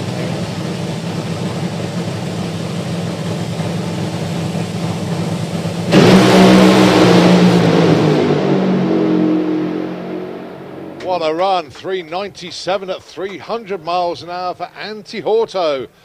Duncan Micallef, 6.38 at 95 miles an hour. They're both going for it. Duncan 0.84, 60 foot to an 8.6 for Ante, but then the rest of the run was all Ante as Duncan weaving around a bit and had to get out of it. Well, apart from the first run on that new car, Ante's been down the racetrack from A to B 3 times in a row, actually. Yeah. Very nearly 300 all 3 times as well. Yeah, you bet. And very, very impressive stuff. That race car, well, it was sitting doing nothing in the States for a couple of years. Yeah. It is one of Leah Pritchett's old top fuel cars, one of the dope racing cars. And, well, Ante, I think, is probably very glad to have it. Yeah. I must admit, I did say this morning, I didn't think there was anything wrong with the old one, personally. That was in the 3s. So we've got our pairings for tomorrow morning. Ante Auto taking on Bjorn Martinson. Liam Jones going to be taking on number 7, which I think off the top of my head was Stefan Gunnarsson, if that's right. Yep. That's going to be one hell of a match-up, that one.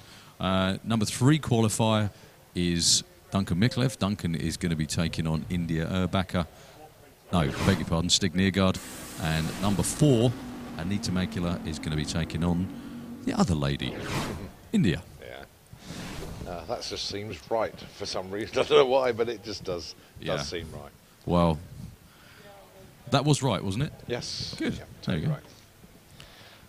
Right, just having a look down in the shutdown area, and obviously Darryl can't quite see this. There is one car right tucked to the left-hand side. Yeah, so I think he might be needs coming down here because he might nearly have made it. If he goes past one turn off, then they do tend to bring him round the top. But I'll get a quick word with him now, and I presume... Oh, that's right, just been pushed through the gate, actually, so made the second exit, not the third.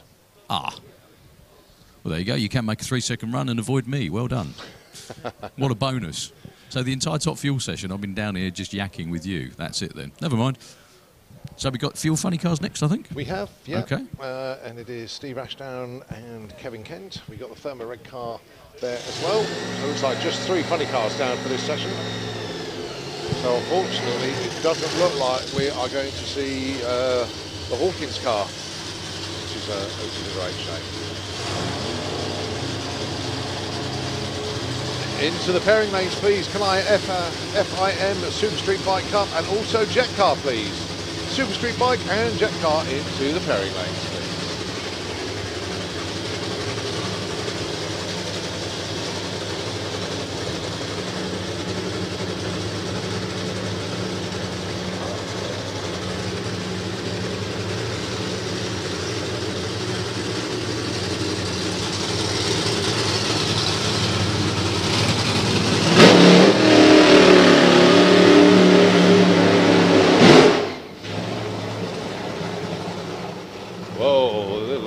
Fluid coming out the bottom of Steve Ashdown's car. In actual fact, looks like a bit more than that.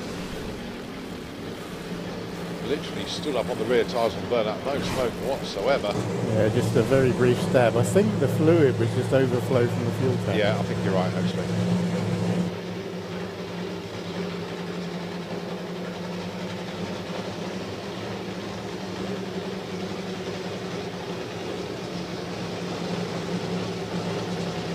No real concern for the team whatsoever.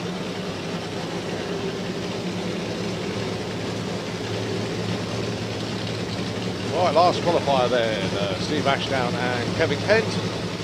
Kevin in the number 1 spot at the moment, 4:52. Steve Ashdown, number 2, 5:04.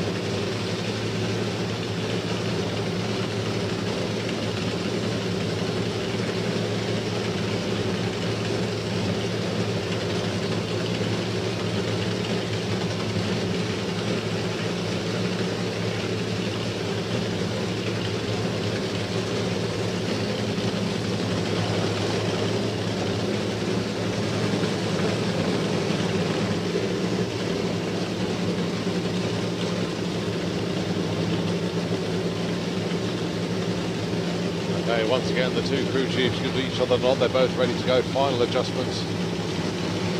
And it's down to the drivers now. Steve Ashdown in the Undertaker in the cold fire lane. And it's Kevin Kent in the Mustang in the Auto Glim lane. Last qualifier for Nitro Funny Car.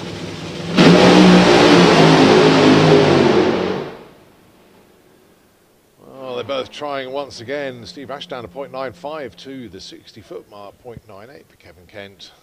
Identical to the 330, both of them 2.566, and both of them off the gas just after that. So Steve Ashdown's going to stay at number 2, Kevin Kent going to stay number 1 for the time being. Let's just see what the next two can do. In actual fact, there's me saying you weren't going to see any more funny cars. We knew Kevin Chapman was here, but we have the Gladiator car down here as well. So we do have 4 funny cars, but unfortunately we're not going to get the 5th one. That is not in sight at the moment. In actual fact, the driver is walking around, so we're definitely not seeing the 5th car. No, but Kevin Chapman will be happy about that. It means he's in the show. So. Yes, yeah. Well, if there was an award for trying hard, Kevin Chapman and the team were certainly had a lot of work to do this weekend. And a fantastic driving job from Kevin actually yesterday. How he didn't manage to swerve into the ball yesterday is an absolute miracle, but he thought, no, I don't want to spend any more money at the moment than I have to. And so I know that feeling only too well. Oh yes, oh yeah. So we have a pair of Mustangs for you. Brigitte with the Gladiator and the Thermareg Racing Mustang for Kevin Chapman. They are lining up just behind us. The track is clear, so just getting the 2 cars into position. Starters are attached. Kevin first to fire.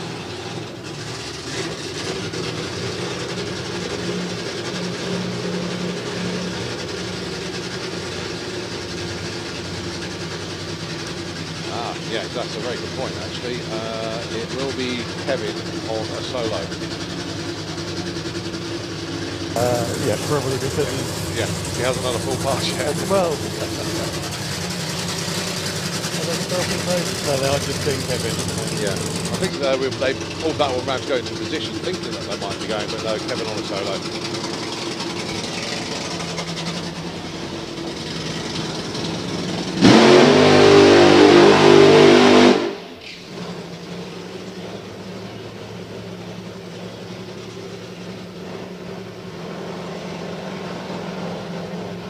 Tell you what, if this car hooks and goes, it's going to go quick. It is. You know, Bodie knows what he's doing in terms of tuning. The car we know is capable of running numbers. Yeah. It's just a case of whether it can all hang together at the right time for the one run.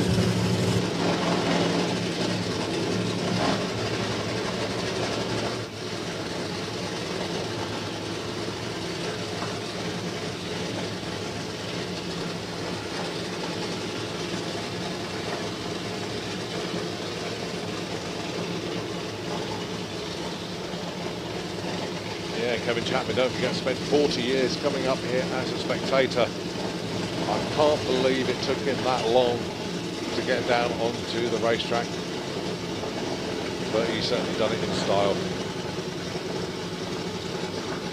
Originally had plans to go top fuel, licensing one of Runer's cars, and then there were no rides available, so next best option, I still want to go nitro. Let's go funny car instead.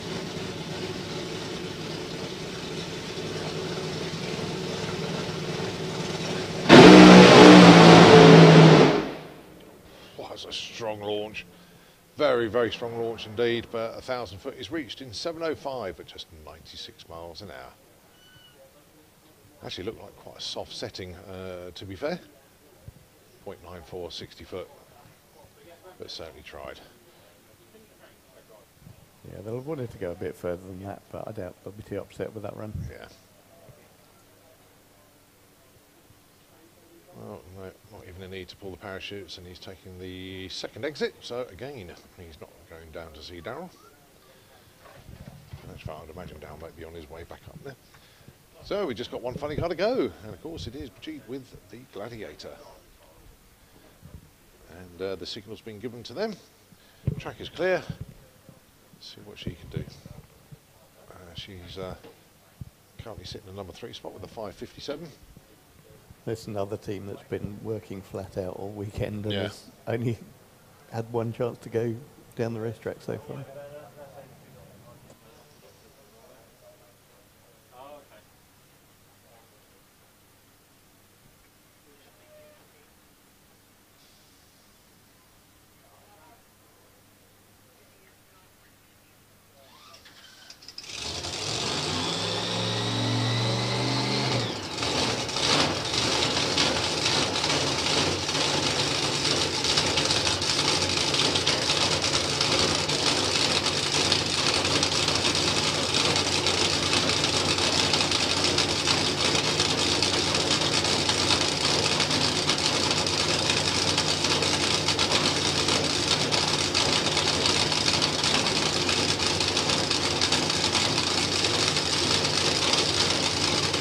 So Jamie Willis, crew chief on the car.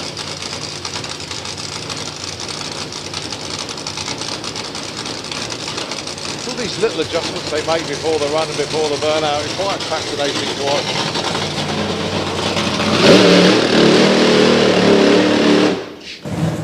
Typically what they're doing is they're pulling plugs on the injector, which is just to adjust the idle RPM to get it exactly for what the crew chief wants.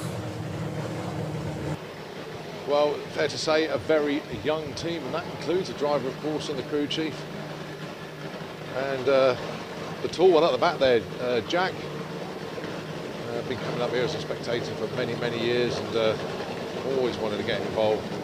But that looks like a lot of fluid coming out the front of the car there. You can see it dripping all the way back there. And I think that we should shut that one off, I'm afraid. Gonna have a look underneath and see where it's coming from.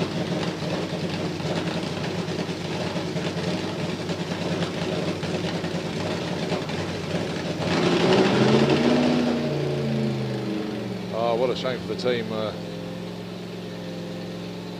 Just leaning it out.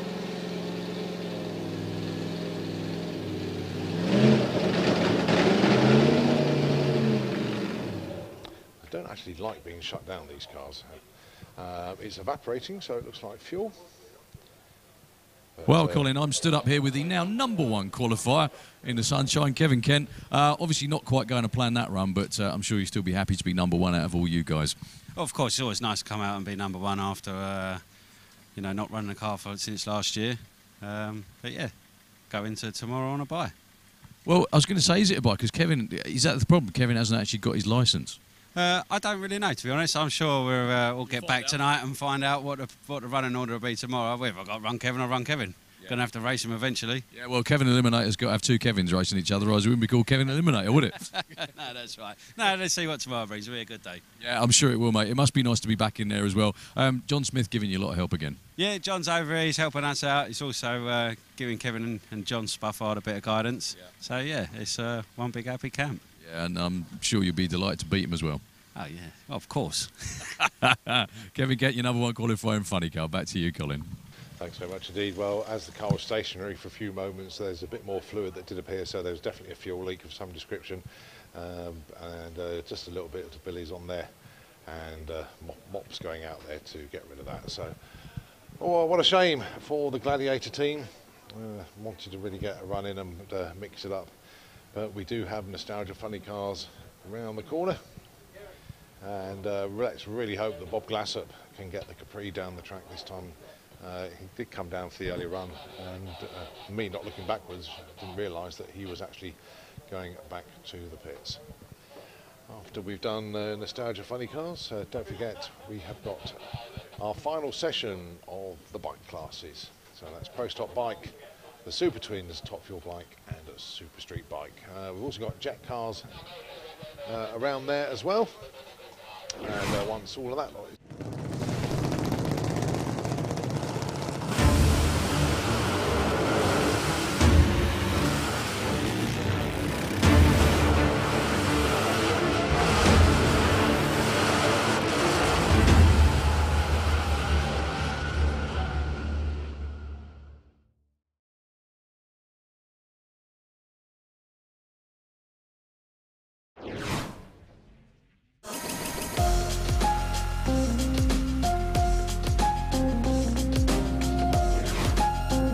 Bubblegum Capri has fired up. Bob Glasser will be coming round into the cold fire lane.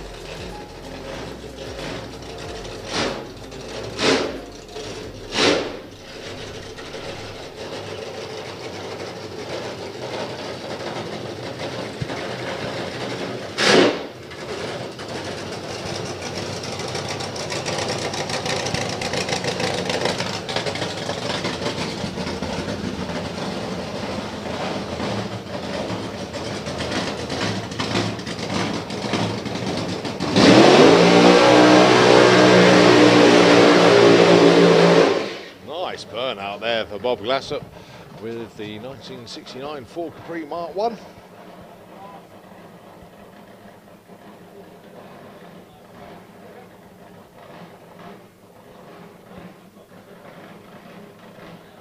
just as important, he manages to find reverse gear as well. These are quite fickle beasts, they really are.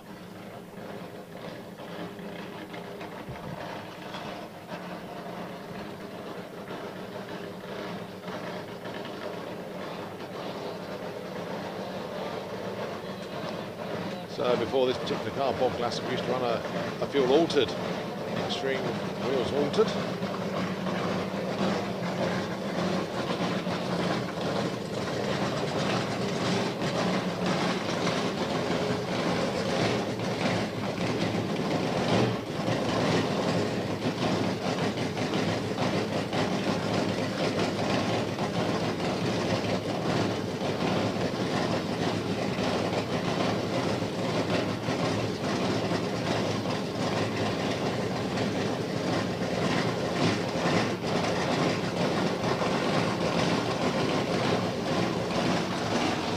That's Rich Walters just bringing Bob up to the line.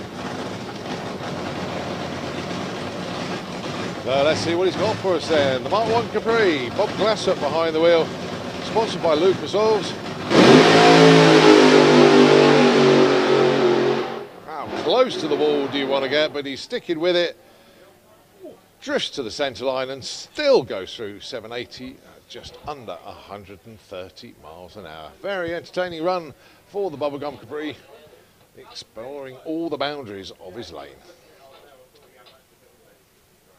Parachutes blossomed beautifully and heading right down to the far end.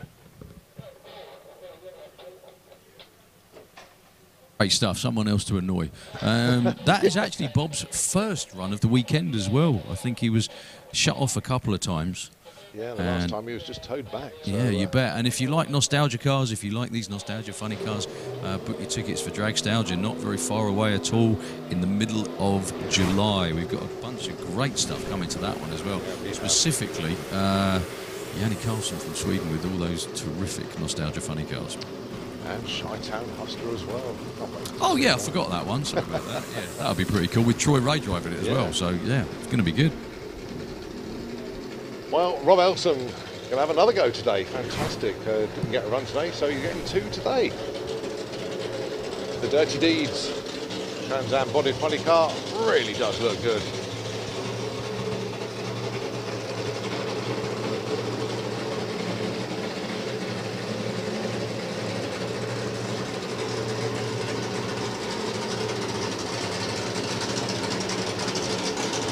Oh, it's pouring nitro out the side of the car. Fumes really, really strong.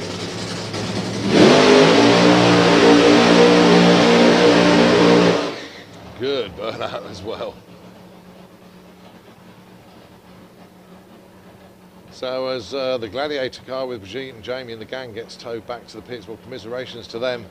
I know they wanted to get a run in this afternoon and get a good run in as well, but they'll head back to the pits. It was a minuscule leak that was causing the problem, but as we all know, a little leak on the start line could turn into a torrent on the run and would not be safe under any circumstances. So Rob Elsom, that is spewing out a lot of fumes. Running very, very rich indeed. Could say he was loaded. Ian gets a bit of a shower as he reverses back over the start line.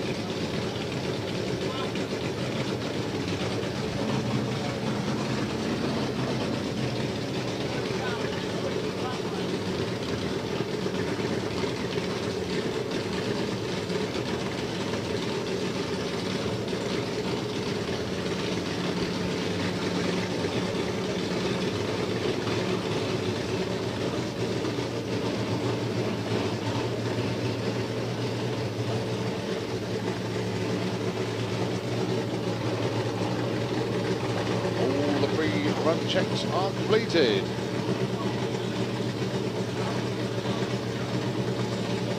Now just down to Rob and the car.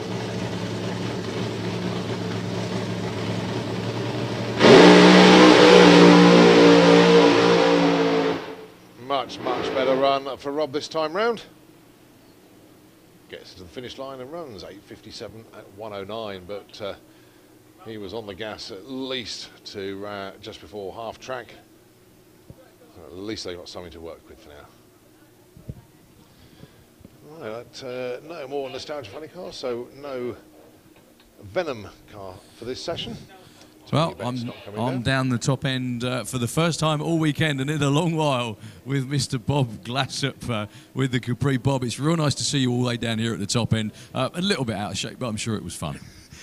Yeah, it was absolutely awesome. I should say, thanks to the crew, we actually nailed it this time. The performance was unbelievable, but it did catch me out, I have to say. I thought, oh, we're getting a little bit close to the wall, and thought, yeah, I had to come out of it a little bit, but try to get back onto it and get it back into shape. But, wow, yeah, fantastic. Well, it was in the sevens, but, you know, it's still something to work on, to build on. You don't run the car very many times, but when you do, you always put on a good show. Yeah, well, that's what we're about, the Nostalgia Funny cars. It's all about the fun. And this is just, like I said, just to my colleague, you just came around the corner, just like a little bit of the 1970s sitting over here. It really is, isn't it? Is this the funny car you always dreamed of having? Oh yeah, I think, you know, ever since I come back to the 70s when we used to come up and watch the, you know, the funny cars from those days, and then wanting to create something very English, it had to be the Capri, didn't it? And well, it looks like as well, because it's got like the cab on the car is very, very big and very wide. It looks like you've probably got better vision than anyone else in any other car, really. Yeah, I think the idea to create a car that would actually look almost like you could drive it on the street was the main aim. It is a version. It is a funny car, i.e., a funny version of a regular road car, and this is pretty much it. Yeah. Well, I get a lot of feedback from the crowds and fans, and it's very warming. And yeah, we're looking forward to the next round. Obviously, yeah, it's going to be good fun. Dragstalgia next. Yes, here we come. Absolutely, Bob Glassop. Thank you very much indeed, sir. Right, call out for John Webster. Can you please return to your pit area and move the truck, please? So, John Webster, if you could go back to the pit area, please, and move the truck. Thank you very much indeed. It's from a message from the tower. Right, just...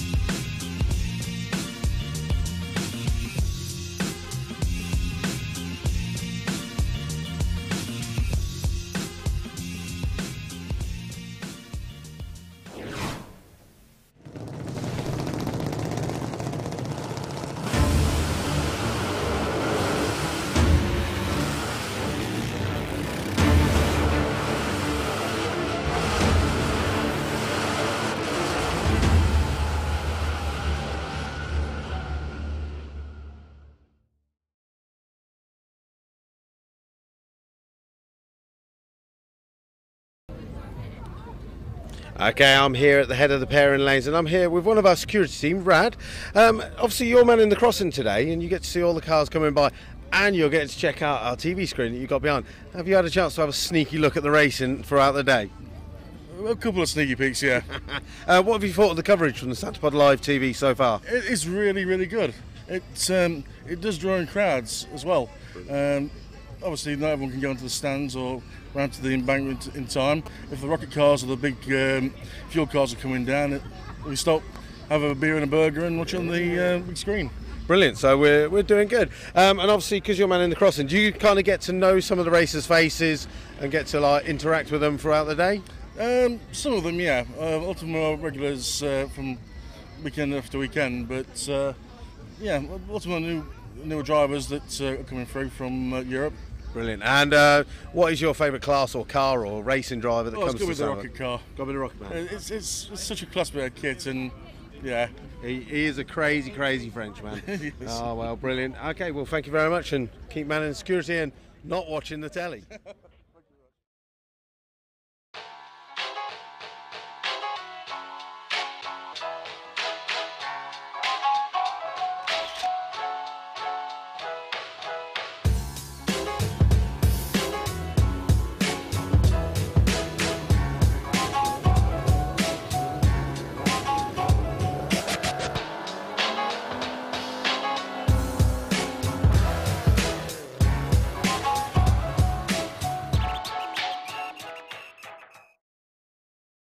Okay, we're in the pairing lanes, and it's late Sunday afternoon here at the main event. I'm here with Top Fuel Bike rider Dale Leakes.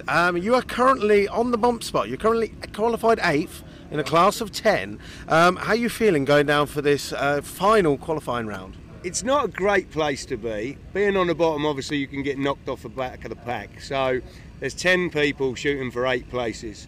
But I'm confident the bike can go harder. I've done 2 passes this year, so we've done a load of modifications to the bike. So the first couple of passes were warning shots.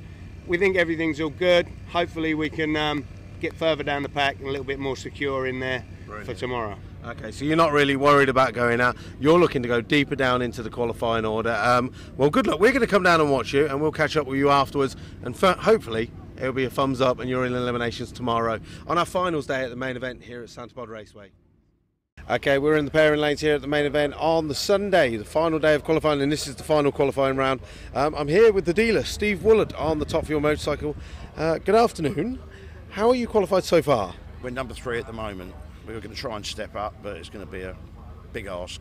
It's certainly a big ask to catch up with Fastville, I know that, but pressure? No pressure, you just thrive on it, that's fine. Where are you looking to qualify by the end of the weekend? Is there someone that you would like to face up against tomorrow, or does it you just race whoever's there? Oh, I just race whoever's there, but you know, we'd like to be in number 2 position, but it's a tall order to do so we will try. Okay, well that's fine. Well, we'll be coming down to watch out, and fingers crossed you'll come number 2.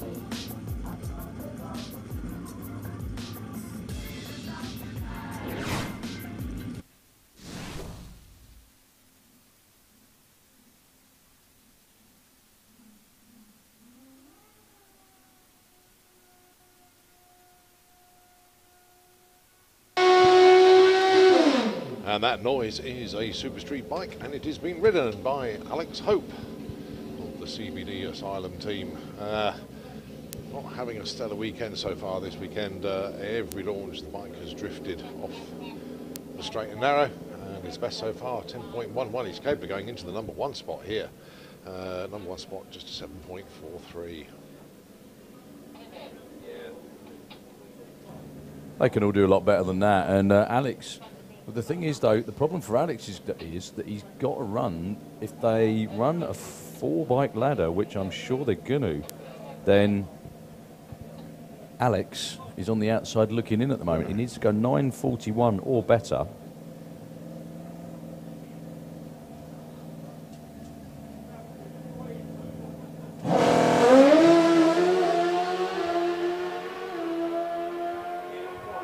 That's more like it. That will get him in. 7:51, 175. Well ridden, that lad. Believe it or not, only takes him to number 4. But just 0.08 of a second of number 1.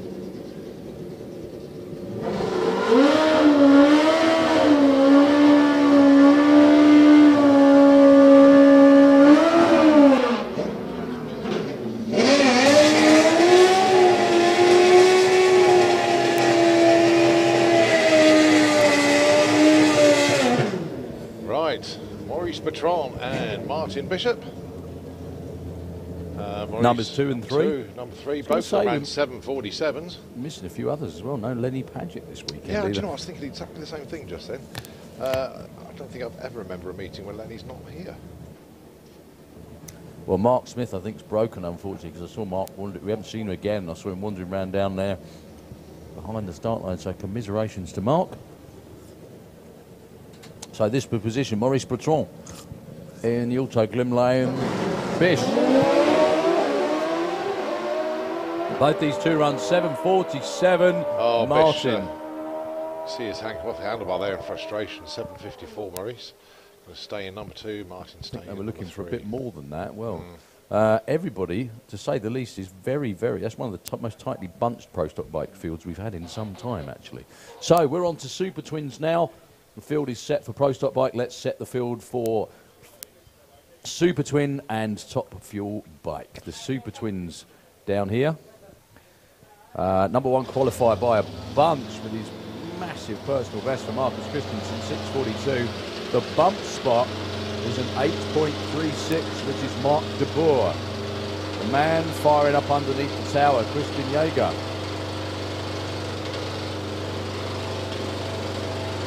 All right, just before they come forward on the burnout, can I have Super Pro ET from our sportsman classes for round 1 eliminations into the Ferry Main Speeds? Super Pro ET into the lanes. I beg your pardon, that's Alan Davis firing up first.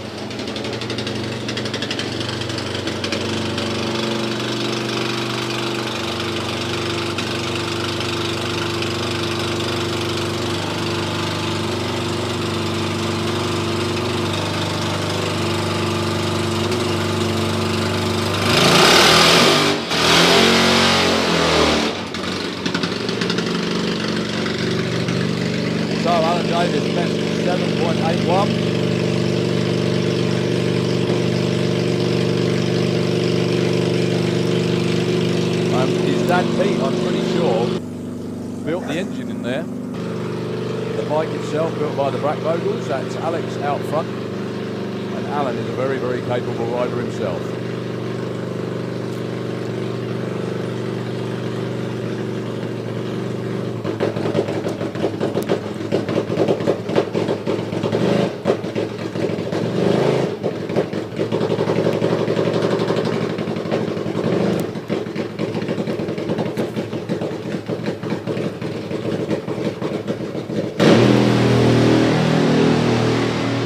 That sounds a lot different to before. Good run for Alan. 8:28, 174. That sounded a lot stronger than it did earlier on today as well, but ran slower for some bizarre reason. Yeah, it's only 146 to the 60 foot. When that bike gets all the power down and gets it through, there's a lot in it to the back wheel. Well, at the moment he's qualified. However, the man on the Nitro Hunter bike in the qualify lane, Christian Jaeger from Germany, isn't at the moment. He needs to run quicker than an 8.36 to be around to play tomorrow. The man in the auto glim lane, Gert Jan Lesueur. He's in at the moment, but only just.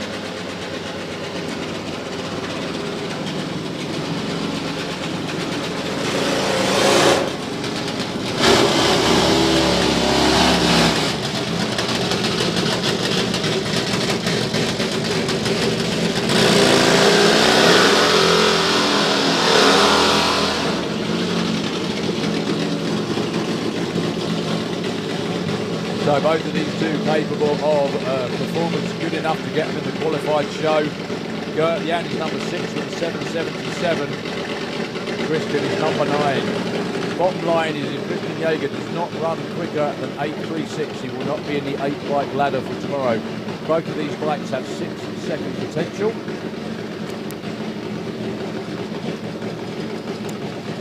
However, potential is one thing, doing it is another.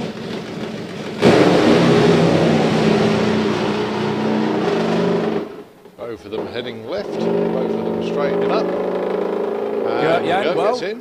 Quicker run, 7.56, 1.73. Christian Jaeger will not be around to play on race day. Breakage, well, breakage permitting, if you like. That was his quickest run of the weekend. The bike does leave really well. It hooks really well. Unfortunately, every time it has done, it's hooked to the left. But Christian's a very capable rider. They're a very good team. They will get the hang of it. So that means that Mark de Boer down here with the V-twin from Belgium. I think they've got an issue firing the bike up. However, they are going to be qualified. Taking on the monster Zodiac machine of the Pels family with Ronnie Olsen on board. Been taking baby steps this weekend.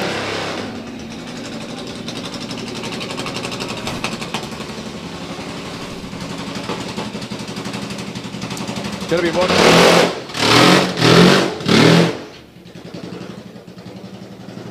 Indeed, it's going to be Ronnie on his own.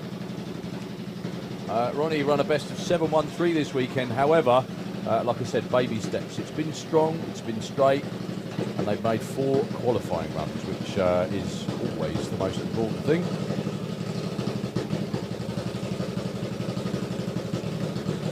That's Vince out front,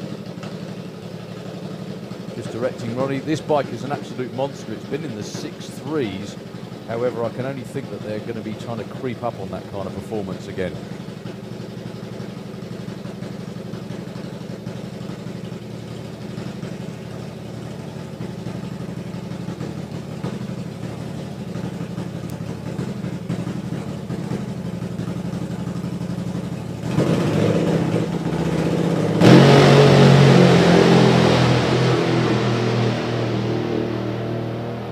Look at that for Ronnie. 6.98, 206 miles an hour. Does not improve his qualifying position unbelievably. If it stays like that, he sets up a round 1 date with the man right behind us, Martin de Haas. That's going to be a hell of a race. But most important thing about that one, it was strong, it was straight, it looked like it stayed in one piece. Yeah, small steps, says Vince. They look pretty happy with that. Yeah. You could actually see Ronnie moving about on the bike, just shifting his weight to keep it going. Well, he kept it arrow straight, and you could really see where the fumes were coming from. He got flames from the top, flames from either side. Really did look good. What's known as a nitro cushion, that is, you know, floating on a beautiful.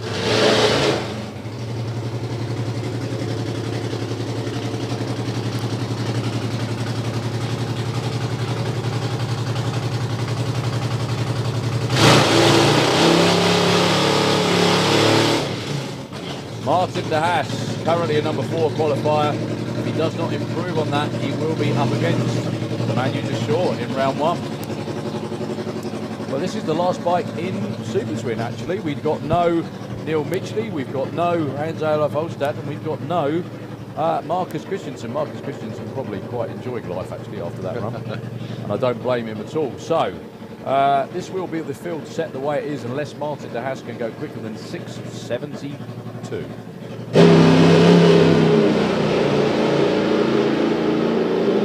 How he hangs on to that, I'll never know. He might just do it. Oh, 690. Good speed of 211 miles an hour, but I know they were looking for more than a 6.90. However, 3 or 4 very consistent runs for the Haas brothers.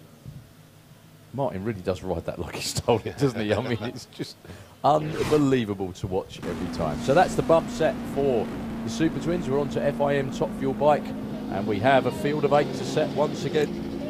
Well, I can see at least 6 of them, 7 of them. Well, the number one, the one underneath us is not in at the moment, and this is a 6-second machine from the UK.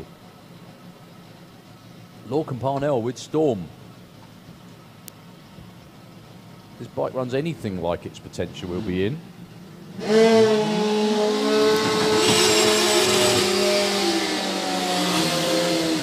That's Lorcan in the Auto Glim lane.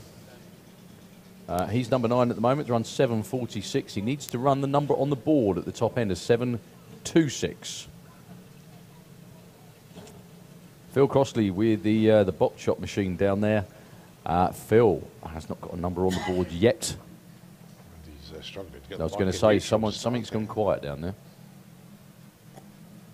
Well, Lorcan is ready to go. I'm not sure Phil is actually allowed to restart the bike in FIM Comp. No, he's not. He's going to have to push it back. Lorcan Parnell has got a bye run. The magic number for Lorcan to be around to play tomorrow is on the board at the finish line. 7:26 or better. This is his last chance.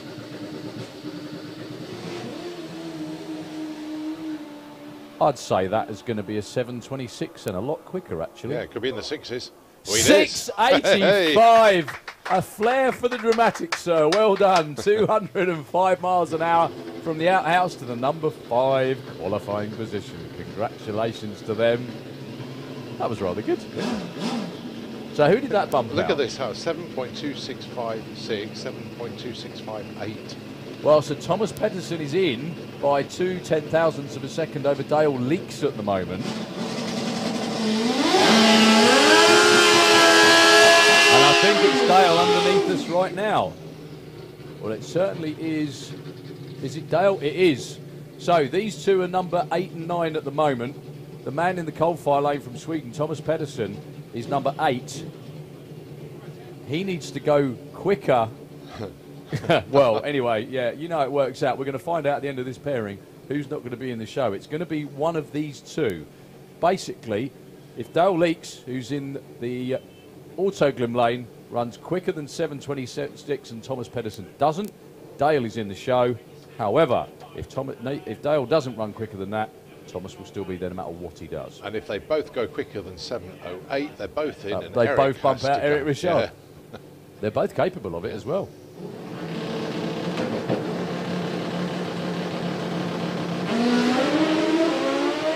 Two very strong runs. Oh, but it's not happening. It's not happening. What a shame. Oh, a feel for Dale there. Yeah, left like a bandit. 107 to 60, as did Thomas Pedersen as well, but just the bike's not behaving. Normally with funny bikes, once they get to around about 100 foot, they settle down and just take off. However, not that time round. So Dale Leaks is your alternate in Top Fuel You'll bike. see him still come down and line up between the pair of them. The pairs tomorrow, just in case.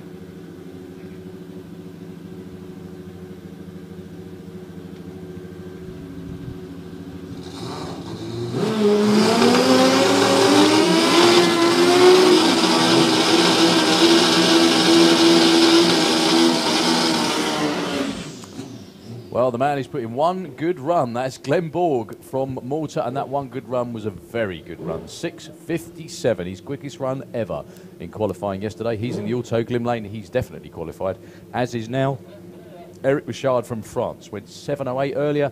He went a 6 in testing. Let's see if he can do it again. Let's see if they both do side-by-side 6s. We've also got 3 fuel bikes lurking around behind us. We certainly have. Oh, here we go then. Notice Glenn Borg lining up way off centre. Maybe they think the bike prefers the traction out there.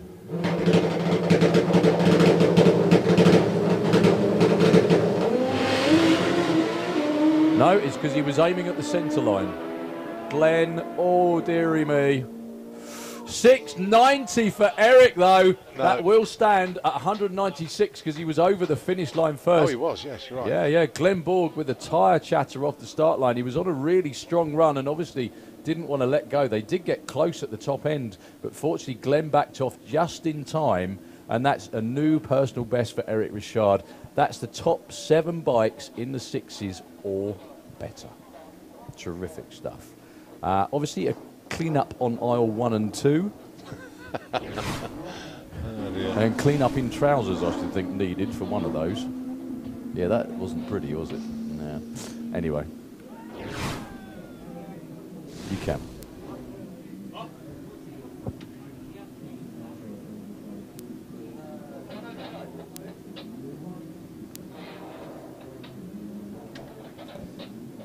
If it's money, my name's Jack. So, yeah, they're going to be replacing the blocks. They've got a little bit of sweeping to do as well because I think Glenn Borg not only moved the blocks, he destroyed them. However, that 690, I'm pretty sure, will stand for Eric Richard because he went through the finish line before Glenn Borg did, didn't he?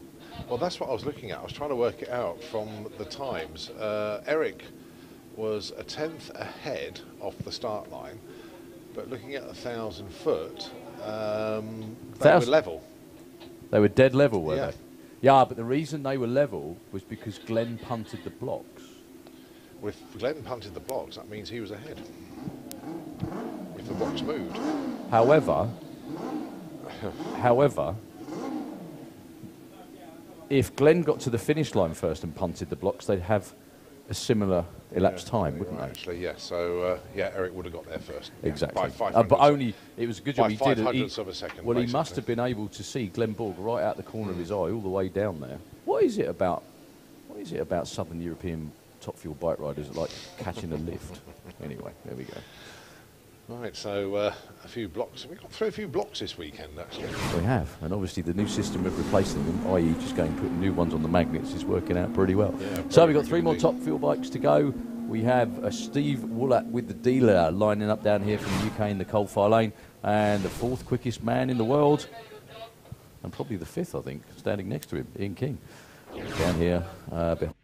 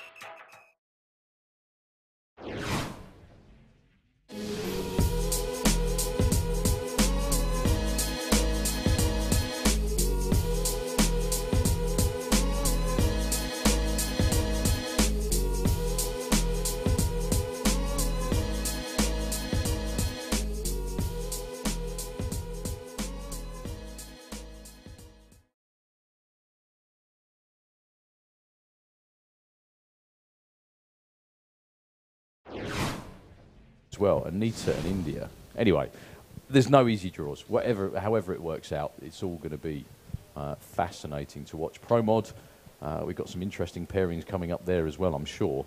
And I do hope our good friend, Mr. Fagerstrom, can get the rear end fixed. Oh, most definitely. Right, just doing a final sweep up there. Looks like, I think all the blocks are being replaced now. Yeah, I think all the blocks are replaced. They just make any sort of bits that have gone poof as a result of being punted, I think need to be replaced. We do need to await word just to make sure that elapsed time of Eric is going to stand. I think it will, though, to be honest with you.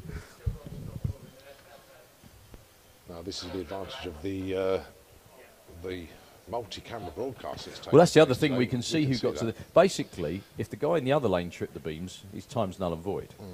If he did it, which I'm pretty sure he did, then... Well, he should be okay.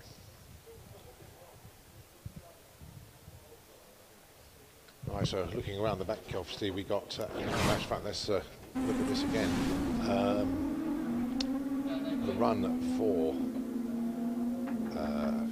fast fill 5.78. That is a First leg. First leg of a European record. What can he do?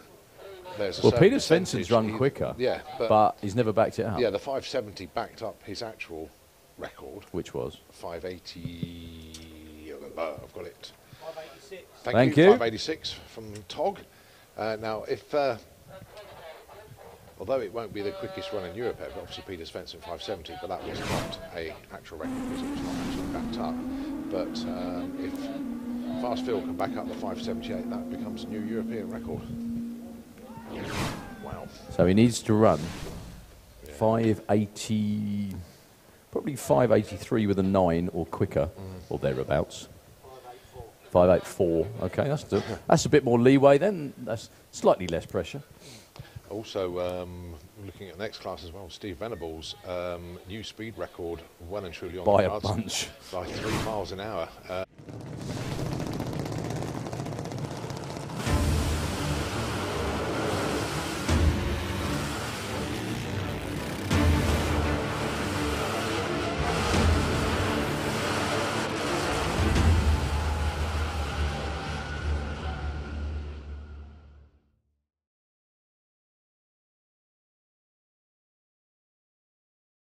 Right, we're in the haven of the Lucky Devil Corvette here at Santa Pod Raceway with driver Wayne Nicholson. Yesterday got 2 qualifying runs in this main event. How did it go for you? The first run yesterday was a personal best 6:34, 223 miles an hour, and then the second run, whilst the ET wasn't any better, the mile an hour was marginally up on that. So 2 runs, 2 PBs. Brilliant. And everything motor-wise okay? I can see the crew here are working away on the car. You had the engine torn down last night, maybe? Was it routine maintenance or? A little bit of routine maintenance and a little bit of something we weren't quite happy with. Okay. So last night we took the cylinder heads off, took the supercharger off, took the oil pan off, basically down to a short motor. Just checked a few things out, found something that we needed to fix, which was marginal, and it's all back together now. Brilliant. And like you said, yesterday you ran a personal best. How long ago was it since? Because obviously, once you get up in the higher echelons of like pro modified and stuff like that, your personal bests become longer and longer to achieve. Yeah. National finals last year, actually. Okay. Yeah. So really, not actually that far. No. I mean, we had a bit of a rain off at Easter. Yeah. And yeah, so that's a brilliant start to the season. It is, and hopefully, fingers crossed, touch wood, we'll go a little bit quicker again today. Okay, so looking for 2 qualifiers today. Yeah. Do you know where you're currently qualified? I think out of 16 cars, we're 10th at the minute. Ah, brilliant. So you're qualified and ready for the show tomorrow? Yes. Yeah. Brilliant. Well, good luck tomorrow at the main event. Guys, are you following Wayne Nicholson?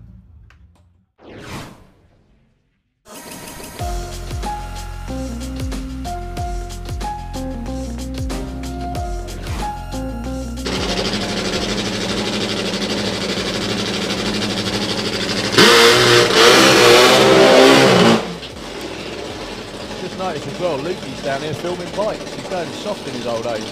Maybe because it's 4-cylinder, that's got something to do with it. Ah, right. Steve Willett on the dealer, our number 3 qualifier, 6.36. He's been in the 6.1s before. However, the chap in the other lane, like you said, Colin, is on for a new European record. If he can run 584 or quicker, he will get the record. Actually, if he runs 585, he'll get the record too, because the 78 will back up the 85. But I won't confuse everybody by saying that. Yeah. It will, though. Yeah. But then we still got tomorrow as well.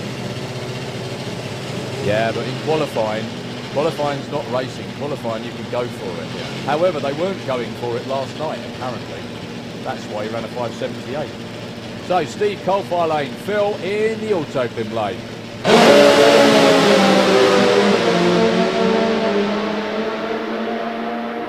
Well, Phil gets off the throttle just in time. Good bit of ride in that. Clicks it off to 202 miles an hour, 604. He was 102 to 60, 389, over a tenth of a second slower than he was last night, actually. 651 for Steve Willett. Nice elapsed time. That bike's been in the 4.0s, maybe even the 3.9s to the 8. That was 4.2. So more to come from both of them. But Phil, barring, well, we have one more bike to go, and it's the one bike that could potentially take that number 1 spot. However, he would have to run a new personal best by a bunch. But if any man can do it, it will be Rickard Gustafsson. The RG Engineering, just work of art machine. The black bike down here on the Autoglim side of the racetrack. Rickard has been European champion with the funny bike. He's also defending FIM champion on Top Fuel bike from last season.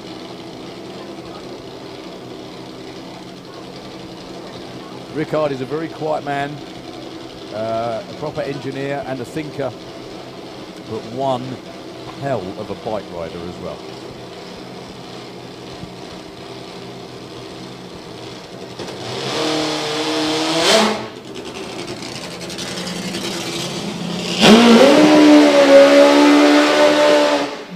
He went out to, he's had numerous 6-0 elapsed times, went out to Valdosta in the US at the end of last season, went straight into the 580s. I think he ran a PB of 585 out there. Got to the semi-finals at the Man Cup World Finals. It's time for lots of the Americans to start coming over here, actually, because we tend to trek over there all the time, but the really quick, fast racers are here. What was interesting talking to Ian King as well, he said one real advantage we have in Europe over what they do in America is basically, believe it or not, the weather and the air conditions, i.e. it's much hotter out there when they run in the summer, whereas here it tends to be a bit cooler. So even though we've had a warm day today, it's cooling down very, very nicely. So Rickard, can he take the #1 spot? Can he go into the 5s?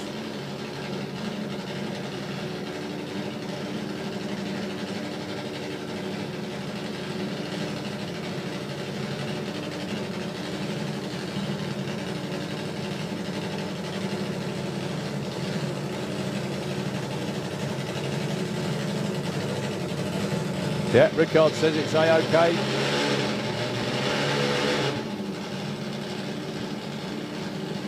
Ian checks with him to make sure all is good. Rickard straps himself in. Another one of those 5-second fuel bikes, folks.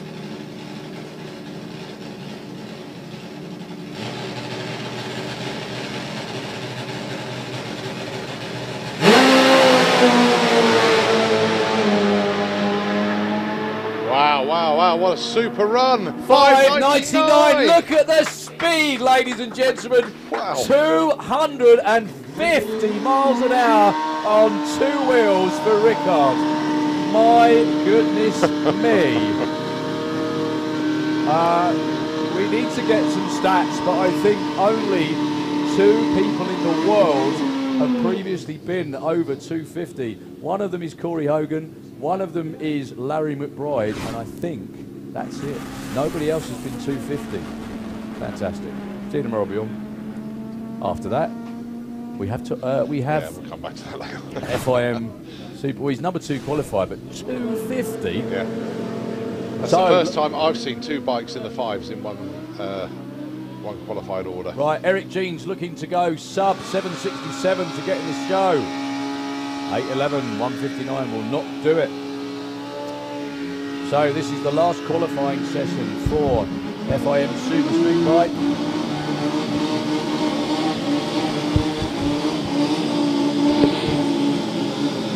We already have a record bump spot on the gantry at the finish line, 7.67, and there's a bunch of bikes that can do it that aren't in yet. One of them, definitely, Dave Thomas from Nanethli in the Autoglim lane. He's number 24. Michael Olin from Sweden in the Coalfire lane. Number 19. He's been in the 7s. Dave Thomas has been nowhere near his usual form. Yeah, I don't think Dave has gone 767 before. I know he's been 7.8s. He's going to really have to pull one out of the bag. 7.7s before, but it's going to take PBs for both of them to get in here. Dave Thomas with a very, very slow launch. Well, lots of up for Michael Olin. That's not going to help. Eases off the throttle. They're not going to get in the show, unfortunately. 8.66 for Dave Thomas. Michael Olin with a 9.02. Seems a little unfair to send them home after qualifying, but it's that tough, isn't it? It really is that tough. 2 more on the outside looking in. Clements Vallier was in. until that last qualifying session earlier on today. If you look where Margot is, she is 21st with a 794. Yep. So Pete Bede on speed as well, 794 but not in.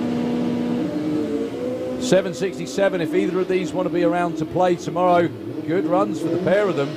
Nice straight run for Clements. 83 and a 94, not quite enough. Both very good efforts. I think that might be a PB for Margot as well. It is, yeah, actually. PB. Congratulations to Margot. Well done to Margot Schmidt from the Netherlands. Yep. Just quickly, Tog, as well.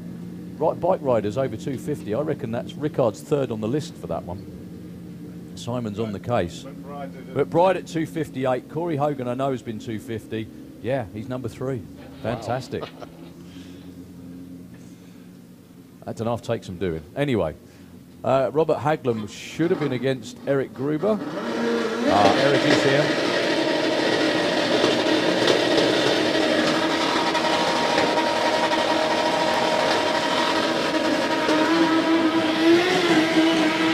Right, and here is Eric Gruber. At the moment, he's the most uncomfortable of anyone in Super Street Bike because that's his number on the board there, 767. The guy in the other lane, Robert Haglam, needs to run, well, he can bump him out on this one. However, Eric needs to do himself a favour and step up a little bit. Just make it nice and comfortable.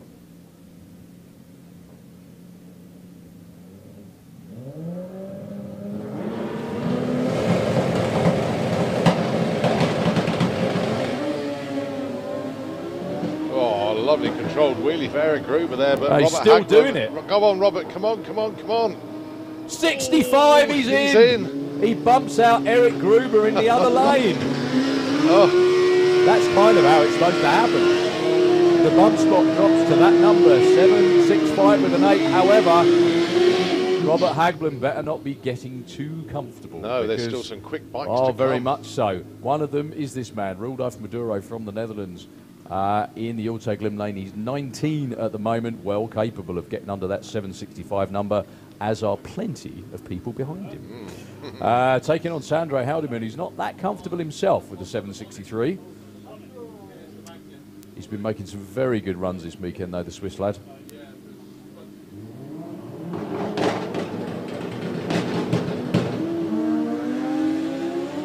Great run for Rudolph going here. 765 or better needed on the scoreboard. 41! Wow, he goes from 19 to 9. Congratulations to the team. 768, no improvement for Sandro. He gets bumped down to number 15. Who's on the bump? Gemma. Well, poor old Robert Hagblum was in the field for about a minute, wasn't he? Yeah. Yeah, there we go. This is how bump sessions tend to work out, really. Steve Mead in the coal-fire lane. Number 12 at the moment. Gemma Venables on the bump at 716. Right, so Gemma, 763 with an 8. Somewhere in the 7.5s would do. Steve Mead, he's in the number 12 spot, 751. Can't believe 751 is only good for enough for number 12. Well, Gemma wants to go quicker than 763. That's her number on the board at the top end, because there's still more bikes coming that can get under that number. Conditions, again, perfect for Super Street.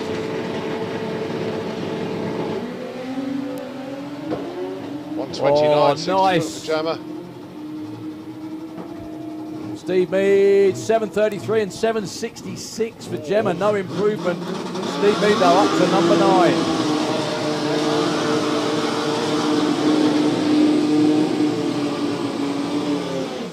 So. Oh, hold on tight. Yeah, you bet. I think Mark Hope is, yeah, he's number 14 with a 761. I think he's safe. Yeah. I do think he's safe. I can't see Pete Field unless That's he's the underneath one I was us. looking for, actually. Unless he's underneath us, I can't see him. So he was one of the big ones really waiting to try and lay down a number. So Graham Dance 11, Graham safely in the show with a 743. 2 nice straight strong runs once again. What have they got for us this time? 55 and a 58. Nice improvement from Mark Hope. 1 spot.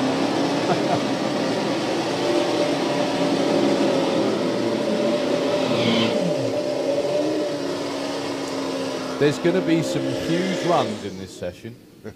And, well, every single pair coming out now can rotate the earth, let's put it that way. Daniel Lentz from Hungary in the coal-fire lane. In testing, went over 210 miles an hour and his quickest run ever.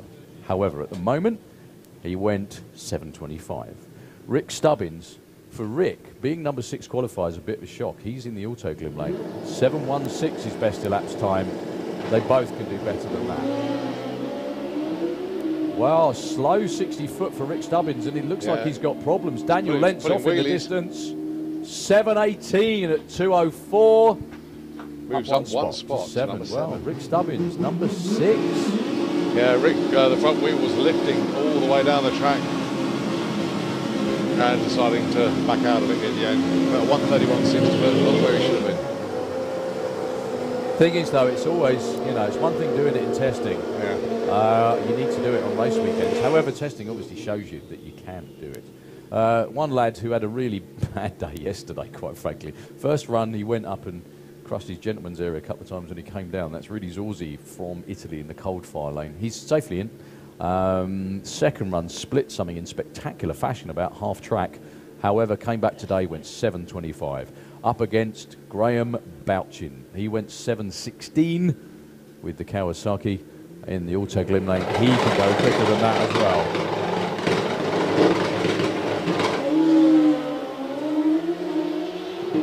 Oh, they're both on one here. Oh, very much so. Look at those times. 7:23 and 7:25. Rudy Zorzi, well, they both pick up. Well, I beg your pardon, Graham doesn't, but Rudy Zorzi 7:23. Slightly quicker, no improvement in the qualified order. Graham, 124 to 60 feet. That was really going well. Both of them, 3:33.24. So, Morgan's Lund went 7:02 yesterday, knocking on the door of the 6s, and no one wants it badder than he does. From Denmark in the coal-fire lane, he was number 2 in the championship last year, taking on Franklin Borg. We know Franklin Borg and Simon Gordmania can pull a massive number out of the hat at any time. They've been 7:12, their best elapsed time so far this weekend in the Autoglim lane. Nice cool conditions, beautiful racetrack, lovely weather.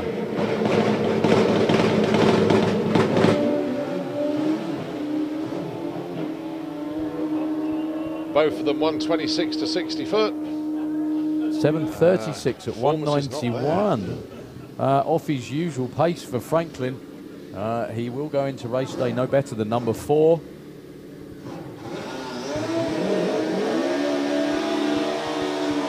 Right, the old sparring partners then, with Gary Bowe and Steve Venables. This is going to be fun. Well, these two are number 1 and number 3 at the moment. Gary Bowe in the Autoglim lane will not want Steve Venables to have that number 1 spot.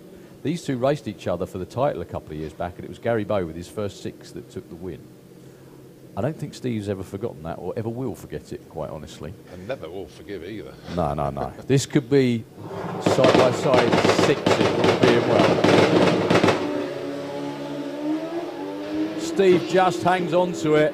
Gary Bowe's out of it. What can Steve Venables do? 7 flat at 204 miles an hour. How did he hang on to that?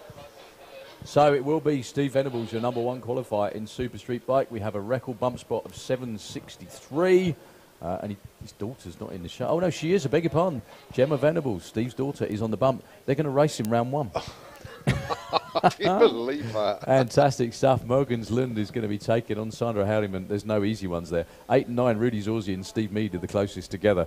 Well, what a couple of days that's been for Super Street Bike. Super. Fabulous stuff. Great class. Real international mix. And we're looking forward to eliminations, as we always do. So we got FIM Junior Drag Bike, and I think it's going to be... is Martin strapped in first before we get to eliminations in yes, Super Pro? Super Pro. And both jets, of course, got Martin Hill, and we have Roger Goring as well with Firestorm.